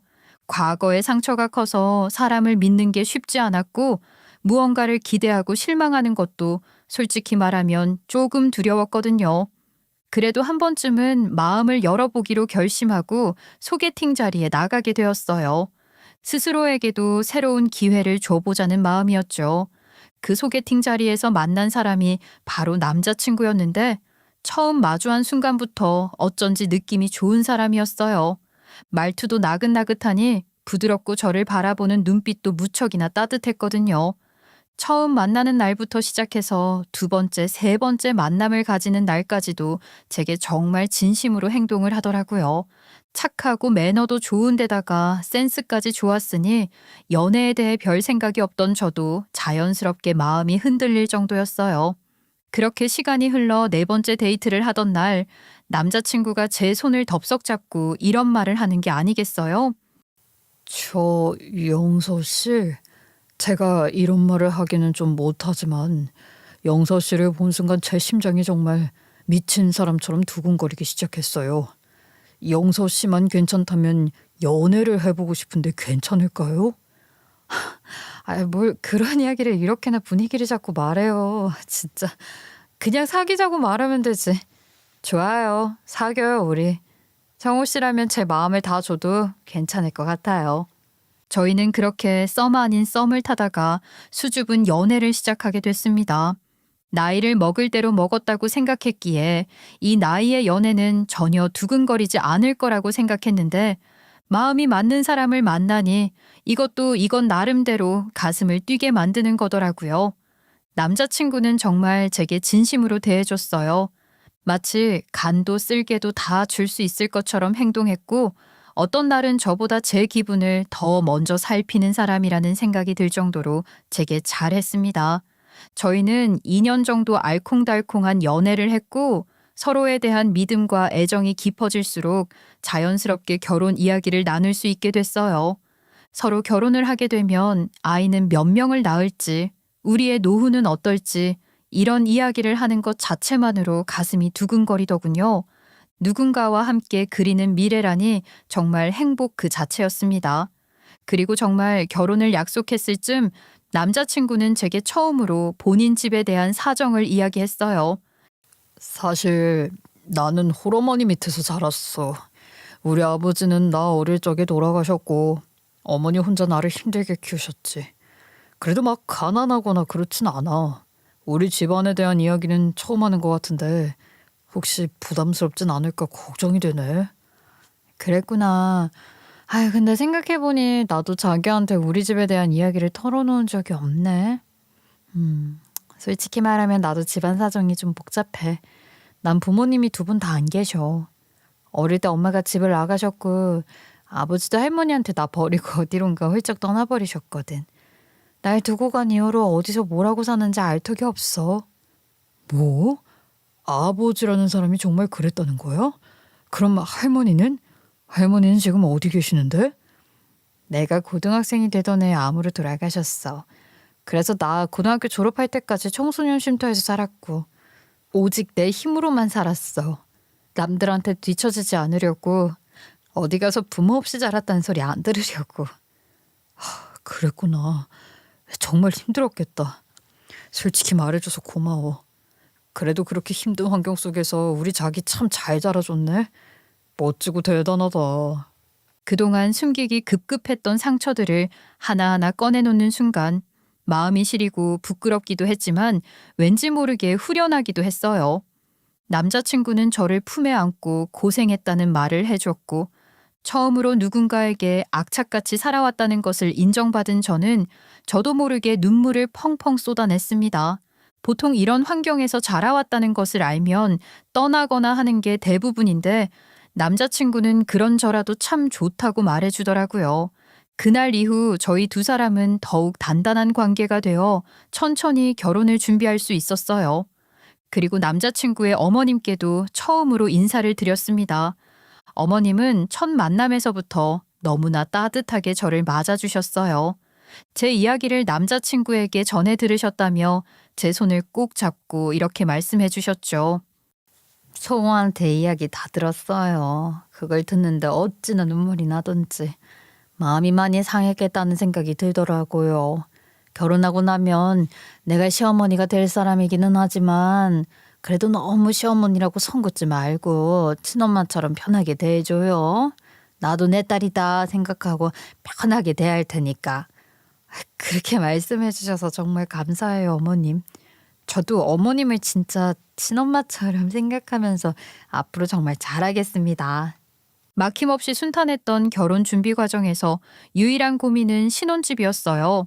사실 저는 할머니의 지하 1층, 지상 2층으로 되어 있는 낡은 건물을 가지고 있었습니다. 건물이 많이 노후했기에 건물값 자체는 비싸지 않았지만 코너 자리에 있었기 때문에 그나마 수요는 꽤 있는 편이었어요. 사실 할머니께서 제게 건물을 물려주셨다는 사실 자체를 성인이 된 후에야 알게 됐습니다. 할머니께서 살아계실 때 건물 관리인 분께 제게 이렇게 말씀하셨다고 해요. 만약 본인이 세상을 떠나면 제가 성인이 되었을 때 건물에 대해 알려달라고 했다고 하시더라고요. 그래서 그분은 제가 20살이 되자마자 조심스럽게 제게 그 사실을 알려주셨고 할머니 건물의 명의는 자연스럽게 제 앞으로 넘어오게 되었어요. 증여를 받은 셈이었죠. 하지만 건물이 저한테 넘어온다고 해서 달라지는 것은 아무것도 없었어요. 달라진 게 하나 있다면 달달이 제 통장으로 들어오는 세입자들의 월세 정도였죠. 하지만 저는 그마저도 싹 다 적금에 들이부었고 그렇게 몇 년을 아껴가며 살다 보니 결혼 자금도 자연스럽게 모을 수 있었어요. 그리고 어느 날 저는 이 사실을 남자친구에게 조심스럽게 이야기했어요. 저기 내가 자기한테 말 안 한 게 또 하나가 더 있는데. 응? 뭔데? 편하게 이야기해. 사실 할머니가 돌아가실 때 나한테 건물 한 채를 물려주셨어. 뭐 엄청 낡은 건물이라서 그렇게 막 대단한 건 아닌데 거기서 들어오는 수입이 조금 있거든? 거기서 결혼 자금을 모아서 쓰게 된 거고. 암튼 우리 지금 신혼집 고민하고 있잖아. 할머니 건물 2층이 지금 비어있는 상태인데 거기 리모델링해서 들어가면 어떨까 싶어서. 자기 생각은 어때? 그래? 와, 우리 자기 정말 대단한걸? 그런데 그거는 나중에 생각해봐도 될 문제 같아. 아직 결혼식까지는 좀 남아있으니까 천천히 긍정적으로 고민을 한번 해보자, 우리. 하긴 남자친구의 말도 맞았어요. 급하게 생각할 것은 아무것도 없었습니다. 결혼식까지는 거의 몇 개월 남짓한 시간이 남아있기도 했고 말이죠. 그렇게 평온하게 결혼을 준비하던 어느 날 정말 예상하지 못한 일이 벌어졌어요. 어릴 적 저를 할머니에게 버리고 떠나버린 아버지가 낯선 여자를 대동하고서 갑자기 제 앞에 나타난 거예요. 아주 오랜 시간이 흘렀지만 아버지의 얼굴만큼은 선명하게 기억났습니다. 몸이 기억하고 머리가 기억하는 아버지의 얼굴을 보자마자 제 몸은 사시나무 떨리듯 덜덜 떨리기 시작했어요. 야, 우리 딸 진짜 못 알아보게 예뻐졌네. 어릴 땐 누굴 닮았는지 구겨진 종이짝 같았는데 말이야. 완전히 용 됐네, 용. 용 됐어. 손을 많이 본 건가? 여기는 어떻게 알고 찾아오셨어요? 야, 이 애비가 딸 있는 곳을 모르면 쓰기야. 아이, 그리고 여기 인사해라. 네 새어머니 되는 사람이다. 얘는 내 딸. 내가 전에 이야기했지. 그 밉상스러운 딸내미 한 명 있다고. 응, 기억하지. 아유, 그런데 딱 보니까 좀 벼덕스럽게 생긴 것 같기도 하고. 자기랑은 영 안 닮았다. 정냄이 뚝뚝 떨어지게 생긴 게. 순간 아버지라는 작자가 정신이 완전히 나가버린 줄 알았습니다. 그렇게 저를 매몰차게 버리고 떠난 사람이 무슨 염치로 지금 와서 아버지랍시고 나타난 걸까 싶었고 새어머니라고 소개해주는 사람도 기가 막힐 따름이었어요. 제가 어이가 없어 아무 말도 못하고 있으니 아버지는 더 황당한 말들을 내뱉기 시작했습니다. 어이 딸내미, 너 우리 엄마한테 건물 물려받은 거 있지? 그거 돌려받으러 찾아왔다. 무슨 말씀을 하시는 거예요 지금? 할머니가 저한테 물려주신 건물을 제가 당신한테 왜 줘요? 당신이 무슨 자격으로 그걸 가지고 가는데요? 이 자식이? 내가 우리 엄마 자식인데 우리 엄마 재산에 네가 물려받는 게 말이 되냐? 건물 명의 이전하는 건 쉬우니까 피차서로 복잡하게 하지 말고 빨리빨리 처리하자고. 아이야, 너도 한가해서 이러고 있는 거 아니야? 바쁜 사람이야. 어쩔 수 없어. 우리는 정당히 받아야 할 것들을 받으려고 하는 것뿐이야. 불만 있으면 뭐 법으로 처리하던가. 그들의 태도에서 할머니가 제게 유산을 넘겨준 이유를 알 것도 같았습니다. 아버지가 이렇게 저를 찾아온 걸 보면 분명히 할머니에게도 한 번은 연락을 했을 것 같았거든요. 추측이었지만 할머니는 저를 지켜주기 위해서 제게 유산을 물려주신 것 같았죠. 그래서 더 화가 났어요. 파렴치한도 유분수지. 어떻게 저렇게 당당하게 이야기를 할 수가 있는지. 그래서 저는 그들에게 못 박듯 이야기를 던졌습니다. 이거 하나만 분명히 말해두죠. 할머니가 물려주신 재산 같은 거 당신들 손에 들어갈 일 죽어도 없을 거니까 다시는 내 인생에 나타나지 말아요, 제발. 그렇게 말하고 나서 더는 대화할 가치도 없다는 생각에 저는 그 자리를 떠났습니다. 하지만 그 후로도 그들은 제게 끊임없이 연락을 해왔고 심지어 제 번호까지 알아내어 협박성 메시지와 전화를 계속했어요. 밤이고 낮이고 가리지 않고 정말 계속 제게 연락을 취했죠. 그로 인해 밤잠을 설치고 스트레스를 받는 바람에 식욕까지 뚝 떨어졌어요. 이런 상황을 남자친구는 단박에 알아차렸고 제게 조심스럽게 물었습니다. 자기 요즘 무슨 일 있어? 무슨 일 있지? 얼굴이 너무 안 좋은데. 아니야. 요즘 스트레스 받는 일이 좀 있어서 신경 쓰지 마. 처음에는 남자친구에게 말하지 않으려 했어요. 괜한 걱정을 끼치고 싶지 않았거든요. 하지만 결국 제 마음을 제 스스로도 감당하기 어려워져서 결국 모든 것을 솔직하게 이야기했어요. 남자친구는 그 얘기를 듣고는 잠시 말을 잇지 못하다가 걱정하지 말라고 말을 하고서는 어머님께 연락을 했습니다. 그리고 얼마 지나지 않아 어머님께서 전화를 주셨어요. 예, 성우한테 이야기 다 들었다. 그런 일이 있었으면 진작에 말을 하지 왜 꼭 혼자 끙끙 앓고 있었어, 바보같이. 죄송해요, 어머님. 말씀은 드리고 싶었는데 그런 마음은 굴뚝 같았는데 말할 용기가 나질 않았어요. 집안 문제가 생긴 게 자랑도 아니고. 아유, 그런 게 어디 있어. 이제 우리는 가족인데 걱정하지 마. 이제 나만 믿어라. 어머님은 잘 알고 있는 법률 대리인도 있고 혹시나 모를 사태를 대비해 당분간 본인이 같이 있어 주시겠다며 저희 집으로 찾아오셨어요. 그런데 정말 어떻게 알았는지 그날 저녁 그 인간들은 귀신같이 저희 집 앞에 나타났어요. 그리고 초인종을 누르며 소리를 지르고 문을 열라고 행패를 부렸어요. 너 시집 제대로 가고 싶으면 빨리빨리 이 문 여는 게 좋을 거다. 쉽게 끝낼 수 있는 걸 왜 이렇게 어렵게 끌고 가려고 해? 그래, 너 인생 그렇게 피곤하게 살면 안 좋은 거다. 그러니까 좋게 말할 때 빨리 문 열어. 아주 세상 떠나가라 소리를 빽빽 질러대는데 어머님은 당황하지 않고 문을 활짝 열며 더욱 큰 소리로 단호하게 외쳤어요. 여기가 어디라고 내 딸네 집에 찾아와서 행패야. 얘는 부모 없이 할머니 밑에서 컸어. 아무리 봐도 번지수 잘못 짚은 것 같으니까 내 딸 집 앞에서 당장 사라져. 아니, 이 옆에 내가 정신 나갔나? 내가 제 애비 되는 사람이야. 법적인 애비로서 정당하게 찾아와서 정당한 부탁을 하는데 뭐 그렇게 문제가 된다고 개거품을 물고 난리를 치는 거야. 아버지가 소리를 친 순간 어머님은 주방에서 종이 깔때기 같은 걸 들고 나오셔서 아파트 복도에서 큰 소리로 외치셨어요. 제 딸을 키우지 못하겠다고 자기 엄마한테 갖다 버려 놓고서 자기 엄마가 세상을 떠나니 그제서야 제 딸을 찾아와 물려받은 유산을 내놓으라고 하는 세상 염치 없고 미친놈이 있다면서요.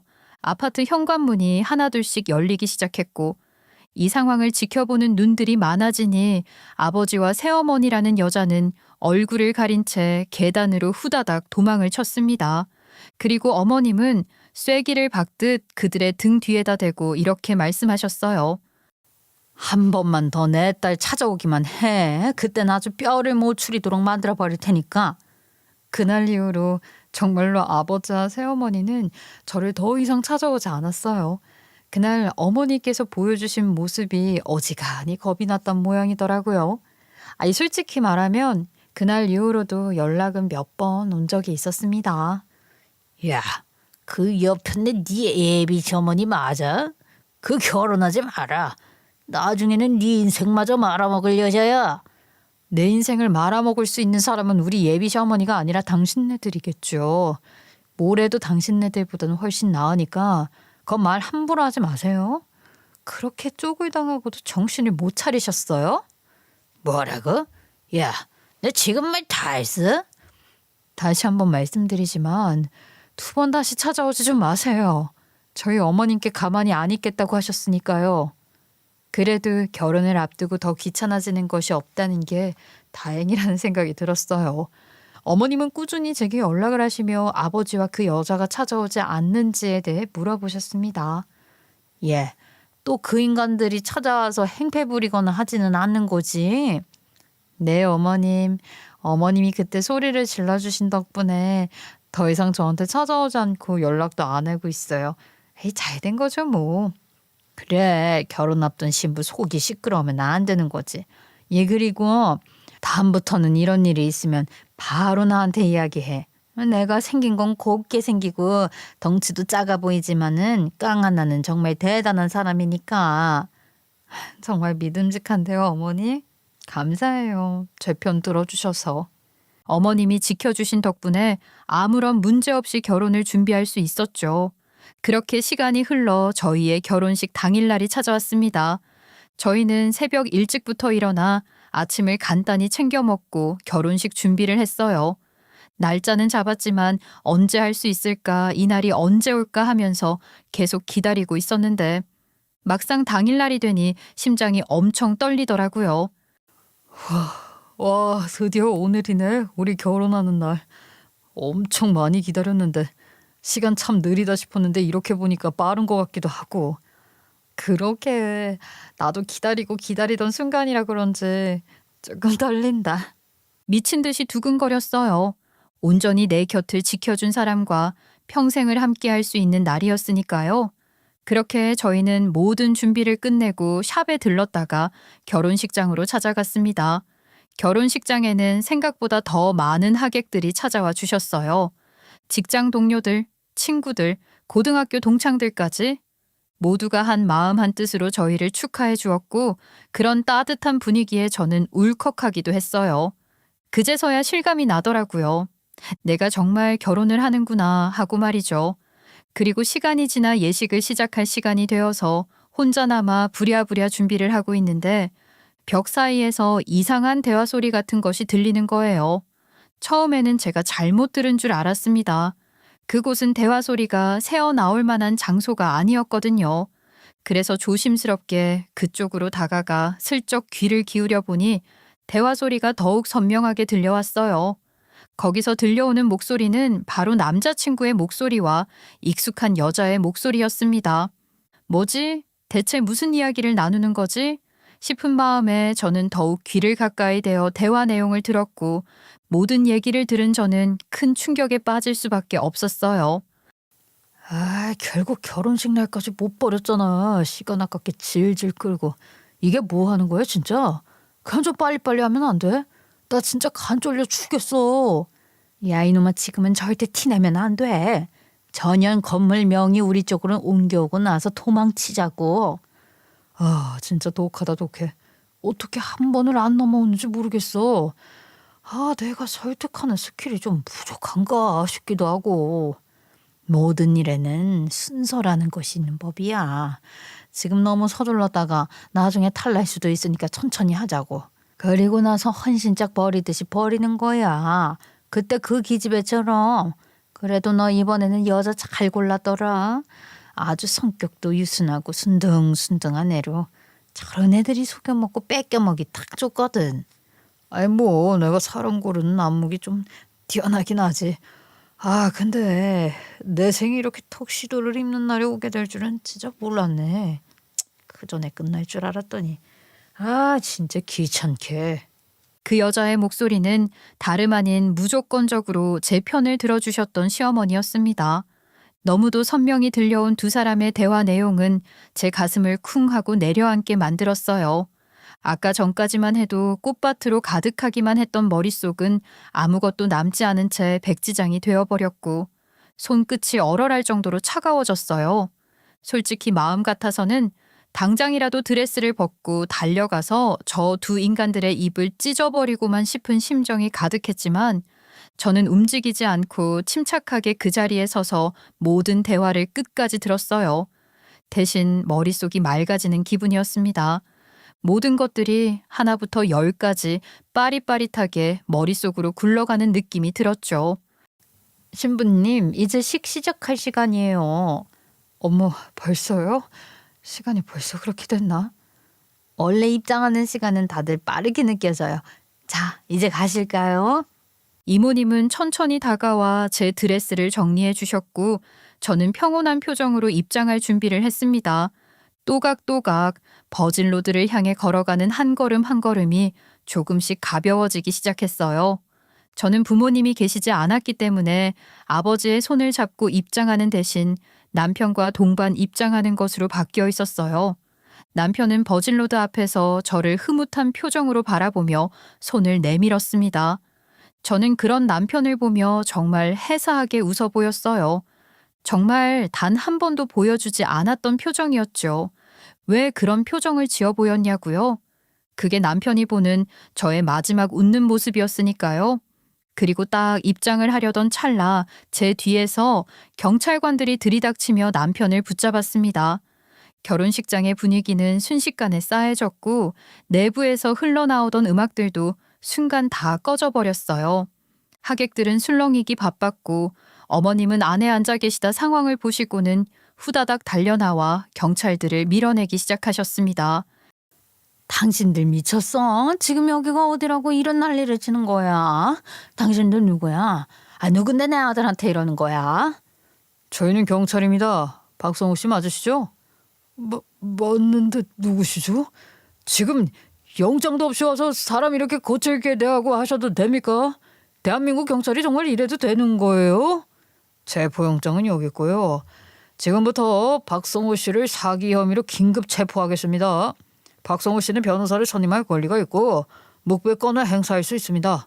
자, 여기서 소란이 더 심해지는 걸 바라지는 않을 테니까 우리 서해 가서 조용히 이야기하시죠. 남친은 처음에는 당황스러워 하더니 경찰 2명이 양옆에서 팔을 잡고 끌고 나가자 크게 저항하지도 못한 채로 질질 끌려 나갔어요. 하객들 사이에서는 술렁거림이 터져 나왔고 저는 천천히 몸을 돌려 모든 모습을 지켜보고 있는 하객들에게 고개 숙여 인사를 드렸습니다. 어머님은 저를 붙잡고 애원하듯 말씀하셨어요. 아우 예. 5분일 같이 좋은 날 저렇게 잡혀가면 안 되는 거 아니니? 분명히 뭔가 오해가 있는 것 같으니까 네가 빨리 가서 잘 말해서 데리고 와라. 응? 이거는 잘못된 거야 이거는. 아니요 어머님. 하나도 잘못된 것 없어요. 잘못한 게 있으니까 잡아간 거 아니겠어요? 그리고 하객 여러분들, 오늘 저희의 결혼을 축하해주기 위해서 와주신 많은 분들에게 죄송하다는 말씀드립니다.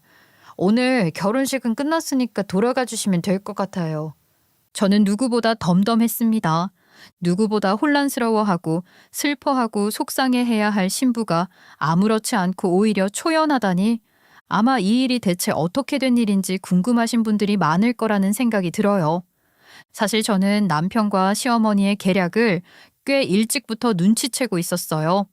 단순한 직감이나 불안, 의심 따위가 아니라 그들의 더러운 계략에 대해 제게 말해준 사람이 있었기 때문이었습니다. 그 사람은 다름 아닌 남편의 전 여자친구였어요. 결혼 준비에 한창이던 어느 날 모르는 번호로 제게 전화 한 통이 걸려왔어요.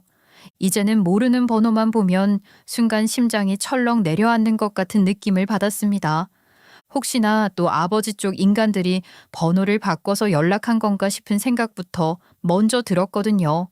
그래도 이제는 이런 거에 쫄지 말고 맞서야겠다 싶어서 조심스럽게 전화를 받았는데 다행히 그 염치 없는 인간들은 아니었습니다. 하지만 그보다 더 충격적인 존재의 사람이었어요. 안녕하세요. 저 혹시 강영서 씨 휴대폰 맞을까요? 네, 맞는데요. 어디서 전화 주신 건가요? 저는 강영서 씨의 약혼자 박성호 씨의 전 약혼자이며 여자친구였던 사람이에요. 저희도 결혼 준비하다가 엎었었는데 결혼을 준비하고 계신 것 같아서 죄송하지만 제가 정말 박성호 씨에 대해서 드릴 말씀이 있어요. 진지한 이야기인데 잠깐 저한테 시간 좀 내주실 수 있을까요? 네? 약혼녀였다고요? 그니까 제 남자친구의 약혼녀였다는 말씀이세요? 모르고 계셨구나. 하긴 말할 리가 없죠. 당당하게 헤어진 것도 아니었는데. 아무튼 거기에 대해 말씀드리고 싶은 게 있어요. 시간 내주실 수 있으면 내일 사거리 앞 카페에서 뵙죠. 순간 머릿속이 하얘지는 걸 느꼈어요. 저는 남편에게 과거 연애 이야기를 들은 적이 전혀 없었고 결혼까지 준비했던 여자가 있었다는 사실조차 처음 듣는 이야기였거든요. 당황스럽고 혼란스러웠지만 그 여자의 목소리만큼은 정말 진심이 가득 담겨 있었어요. 동시에 마음 한켠에는 의심도 들었죠. 이제 와서 무슨 속셈으로 나한테 연락을 한 거지?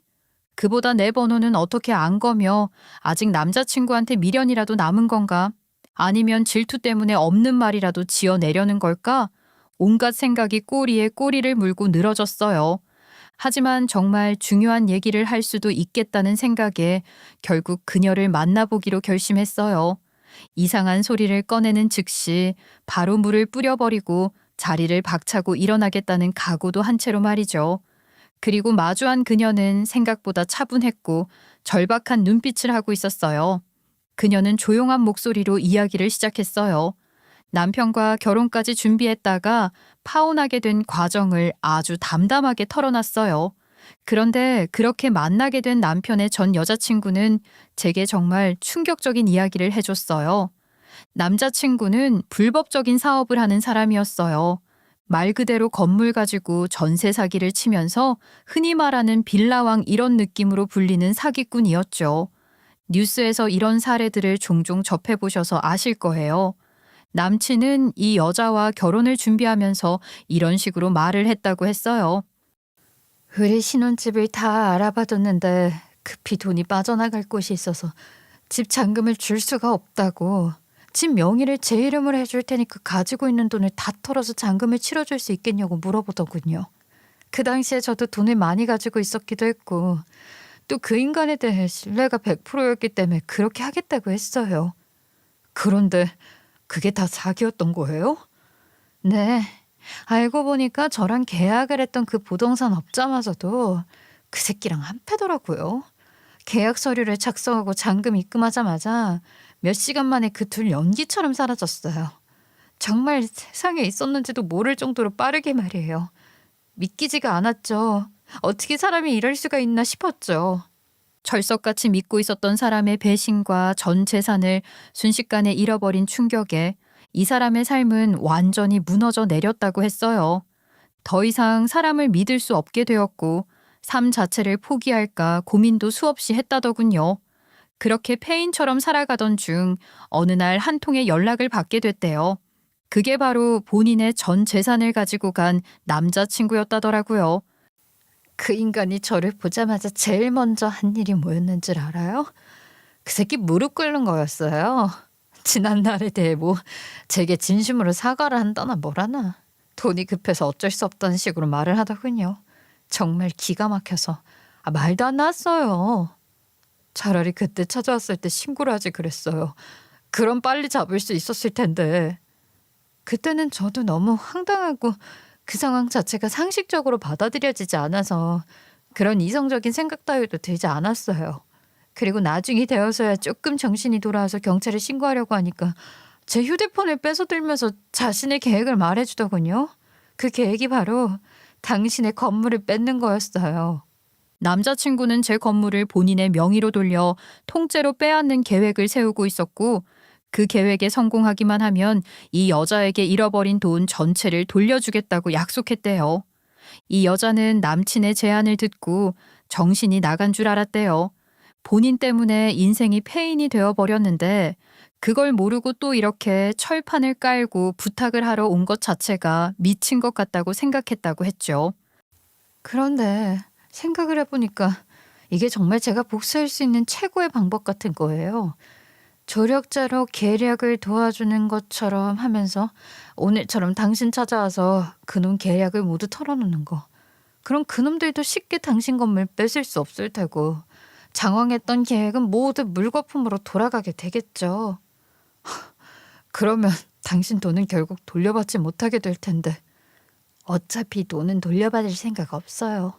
못 받는 돈이라는 걸 알고 있으니까. 그리고 설령 그 일이 성공한다고 한들 자기들 배불리고 도망가기 바쁘지 그 돈을 정말 저한테 주겠어요? 암튼 지금 이 순간부터 우리는 한패예요. 나는 당신을 도와주러 오늘 여기까지 온 거고요. 그 여자의 모든 이야기를 듣고 나니 그동안의 퍼즐이 머릿속에 하나하나 모두 맞춰졌어요. 왜 어머님이 저를 위해 언성 높이는 것도 마다하지 않고 나서주셨는지, 왜 남편이 종종 건물에 대한 이야기를 제게 꺼낸 건지 이해가 가더라고요. 결혼식을 올리는 날 예식장에 경찰들이 들이닥칠 거예요. 경찰서에다가는 이미 신고해 놓은 상태고요. 좋은 날 초치는 것 같아서 미안하지만 어쩔 수 없어요. 이게 당신과 나의 모든 것을 지켜내는 유일한 방법이니까. 좋아요. 그럼 나는 어떻게 하면 되죠? 결혼식 날까지 아무렇지 않은 척 행동을 해야죠. 진짜 이가 갈리고 피가 거꾸로 솟는 기분이겠지만 최대한 아무렇지 않은 척 지내주세요. 할 수 있겠어요? 저는 대답 대신 고개를 끄덕였어요. 복수를 위한 방법이었기 때문에 그 정도는 충분히 감내를 할 수 있겠다 생각했죠. 그렇게 모든 것을 참고 버티다 결혼식 당일 모든 게 저희 두 사람의 계획대로 흘러갔어요.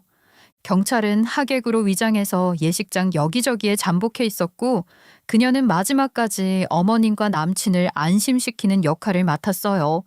저는 마지막까지도 환하게 웃으며 버질로드 앞에서 남편의 손을 잡았습니다. 그리고 그 순간 그에게 제가 준비한 마지막 선물을 안겨줬던 것이었어요. 바로 체포였죠. 사실 그놈은 잡혀가는 내내 악을 쓰고 소리를 질렀습니다. 억울하다고, 본인은 그런 죄를 저지른 적이 없다고 소리를 바락바락 질러댔고 어머님도 잡혀나가는 남친을 따라 우리 아들 내놓으라고 울고불고 난리를 치셨어요. 나중에 되어서 그 상황을 지켜본 하객들이 하는 말이 결혼을 엎길 참 잘했다고 하더라고요.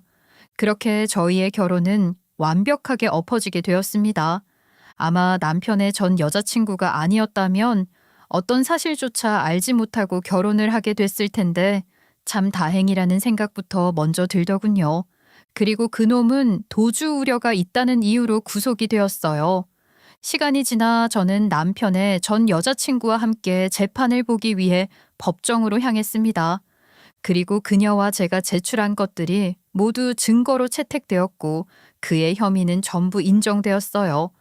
그런데 웃기게도 그놈은 자기가 범죄를 저지르지 않았다며 위에서 본인을 조종하는 사람이 있었다고 법정에서 거짓 증언을 늘어놓기 시작했습니다.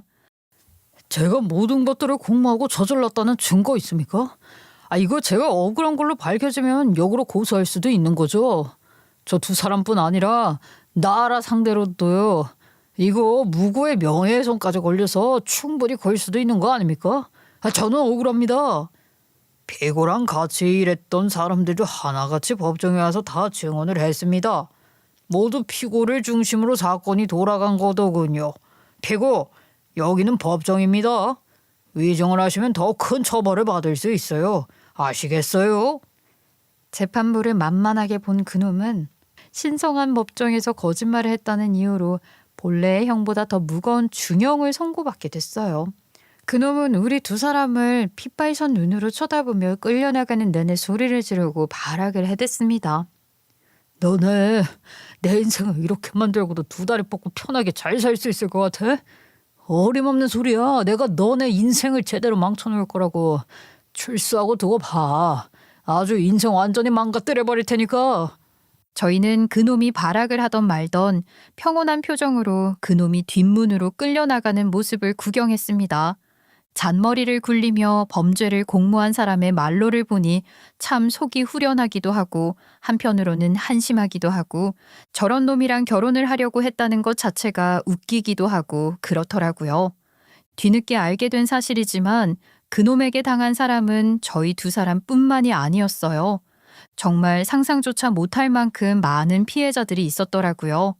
처음에는 저희 두 사람만 특별히 속은 줄 알았는데 알고 보니 그놈은 이미 너무나도 유명한 전문꾼이었어요. 부동산 사기를 전문으로 하는 놈이었고 주로 결혼이나 투자, 전세 계약 같은 신뢰를 기반으로 자기 주변의 사람들을 무너뜨리는 수법을 사용하던 악질 중에 순악질이었어요. 특히 저처럼 결혼을 미끼로 삼아 접근해온 피해자들도 적지 않았다고 하더라고요. 저는 그 사례들을 보면서 혀를 내둘렀습니다. 다시 생각해도 소름 돋는다. 난 정말 어떻게 이런 인간을 알아보지도 못하고 결혼을 하려고 했을까요? 다행이에요. 지금이라도 딱 그만둘 수 있어서. 그런데 이제 와서 하는 말이지만 드레스 입은 건 정말 예뻤어요. 다음엔 정말 웃으면서 입을 수 있기를 바라요. 그런 날이 오기는 올까요? 전 이제 잘 모르겠네요. 언제가 됐든지 간에 오긴 올 거예요. 지금 당장은 아니더라도 언젠가는 꼭 찾아올 거라 믿어 의심치 않아요. 따뜻한 그 말 한마디에 조금은 마음이 누그러드는 것 같았어요. 그리고 그놈과 범죄를 공모했던 공범도 여럿 있었어요. 가장 대표적인 인물은 전 예비 시어머니였지만 그 외에도 부동산 중개인과 허위 서류를 만들어준 사람, 그리고 심지어는 허위 세입자를 만들어 작업을 할 수 있도록 만들어둔 사람도 있었습니다. 정말 파도 끝도 없이 나오더라고요. 이들 중 일부는 수사 과정에서 가담 사실을 인정했지만 직접적인 이득을 챙기거나 범행을 주도하지는 않았기 때문에 실형 대신 집행유예나 벌금형으로 끝난 경우가 대부분이었다고 들었어요. 결국 이 사건의 핵심 주범은 남자친구, 아니 이제는 남이 된 그놈 혼자였던 거죠. 이제 와서 이야기를 하는 거지만 저는 솔직히 너무 무서웠어요. 결혼을 준비하는 내내 그놈이 계속 제 건물을 자기 명의로 이전해주면 안 되겠느냐. 어차피 결혼할 사이인데 이 정도는 얼마든지 해줄 수 있는 거 아니냐고 말을 했었거든요. 솔직히 말도 안 되잖아요. 아예 혼인신고를 한 것도 아니고 그냥 준비를 하고 있는 것일 뿐인데 명의를 이전해 주다니. 게다가 그 건물이 할머니께서 물려주신 유산이라는 것을 모르지도 않을 텐데 저런 이야기를 하는 게 너무나도 화가 났어요. 그때 적절하게 안 된다고 나중에 가서 생각하자고 선을 딱 그어놓기를 참 잘했다는 생각이 몇백 번이고 들었어요. 그렇지 않았다면 할머니가 제게 남겨주신 유일한 것을 빼앗길 뻔할 수 있었던 거니까요. 저는 이 일이 모두 끝나고 난 후 그 여자에게 진심으로 감사 인사를 했습니다. 고마워요. 그쪽이 아니었다면 정말이지 평생 몰랐을 거예요. 저 인간이 그런 인간인지 당신도 정말 고생 많았을 텐데 그 와중에도 저 도와주겠답시고 이야기까지 다 해주시고 준비도 도와주고 고생 많았어요. 고생은 무슨 전혀요. 나는 당신이나 나나 그놈에게 당한 모든 사람들이 불행해서 벗어나게 돼서 다행이라는 생각뿐이에요. 더 일찍 말해주지 못해서 미안할 뿐이죠. 저희는 누가 먼저랄 것도 없이 서로를 꼭 끌어안았어요. 그 순간만큼은 말로 설명할 수 없는 복잡한 감정이 들었습니다. 서로가 겪은 상처와 배신감, 좌절, 그리고 그걸 딛고 일어선 연대감까지 모든 감정들이 파도가 밀려오듯 훅 밀려오더라고요. 그렇게 저희는 서로를 옥죄고 있던 불행에서 비로소 벗어날 수 있게 됐습니다. 이후 별일이 없었던 저는 다시 일상으로 돌아갔고 여전히 회사 생활을 잘 해내고 있는 중이에요. 그리고 그 여자랑도 가끔씩 안부를 주고받는 정도의 친구가 되었습니다. 자주는 아니더라도 서로 어떻게 지내는지 정도의 안부를 묻는 사이가 되니 마음이 편하더라고요. 그러다 얼마 전 그녀에게서 연락이 왔어요. 저 이제 아예 외국으로 떠나기로 결정했어요. 내일 모레 비행기 타고 프랑스로 떠나요. 프랑스요? 갑자기 그 먼 나라로 간다고요? 왜요? 그냥 이제 한국에서의 볼 일은 다 본 것 같기도 하고 가족들도 다 프랑스에서 살고 있거든요. 그래서 한국에서 지내는 것보다는 거기서 지내는 게 훨씬 낫겠다 싶었어요. 여기선 도저히 일을 구할 수 없을 것 같기도 하고요. 아, 가족들이 모두 거기 있구나. 그렇군요. 우리 아직 많이 가까워지지도 못했는데 이렇게 빨리 헤어지게 돼서 많이 아쉽네요. 그래도 쭉 연락은 할 거죠? 그럼요. 한국에도 종종 놀러 올게요. 부디 같은 상처를 겪지 말고 행복한 날들만 있기를 진심으로 바라요. 저는 세상 그 누구보다도 더 그녀의 행복을 바라고 또 바랬어요. 저보다 훨씬 더 먼저 상처를 입은 사람이었기 때문에 그 상처가 언젠가는 완전히 떠오르지 않을 정도로 회복되기를 기도했습니다. 그리고 언제 한 번은 감옥으로 들어간 그 놈이 어떻게 지내는지 궁금해서 경찰에게 조심스럽게 물어본 적이 있었어요. 그랬더니 담당 형사님이 피식 웃으며 이렇게 말하셨어요. 아, 그놈이요? 안 그래도 저희도 어떻게 지내나 궁금해서 한번 알아봤었는데, 글쎄, 그 같은 방 쓰는 사람이랑 싸워서 지금은 또 독방 신세를 지고 있다고 하네요. 어떻게 범죄 저질러서 들어간 주제에 그걸 또 새카맣게 까먹고 그딴 짓을 저지르는 건지. 에휴, 정말요? 하여튼 사람 고쳐 쓰는 거 아니라는 말이 맞긴 한가 보네요. 그놈은 감옥에서도 반성은커녕 더욱 한심하게 살고 있는 것 같았어요. 문득 그런 생각이 들었어요. 어쩌면 제가 그와 결혼까지 가지 않게 된 것은 정말로 하늘에 계신 할머니의 도움이 아니었을까 하고요. 할머니는 살아생전에도 항상 저를 위해 싸워주셨고 세상을 떠나신 뒤에도 하늘에서 저를 지켜주신 것 같다는 생각이 듭니다. 이제는 정말로 자유로워졌어요. 누군가의 감정이나 거짓에 휘둘리지 않고 저 자신을 믿고 살아가는 법을 배웠고 제 삶을 망치려 했던 사람들로부터 저를 도와주고 감싸준 사람들의 손을 붙잡고 다시 걸어갈 수 있는 용기를 얻었어요. 그리고 무엇보다 더는 어떤 일도 두려워하지 않게 되었어요. 저의 길고 긴 이야기는 여기서 끝이에요. 여러분들의 일상에도 그저 행복만이 가득하기를 진심으로 바랍니다. 감사합니다.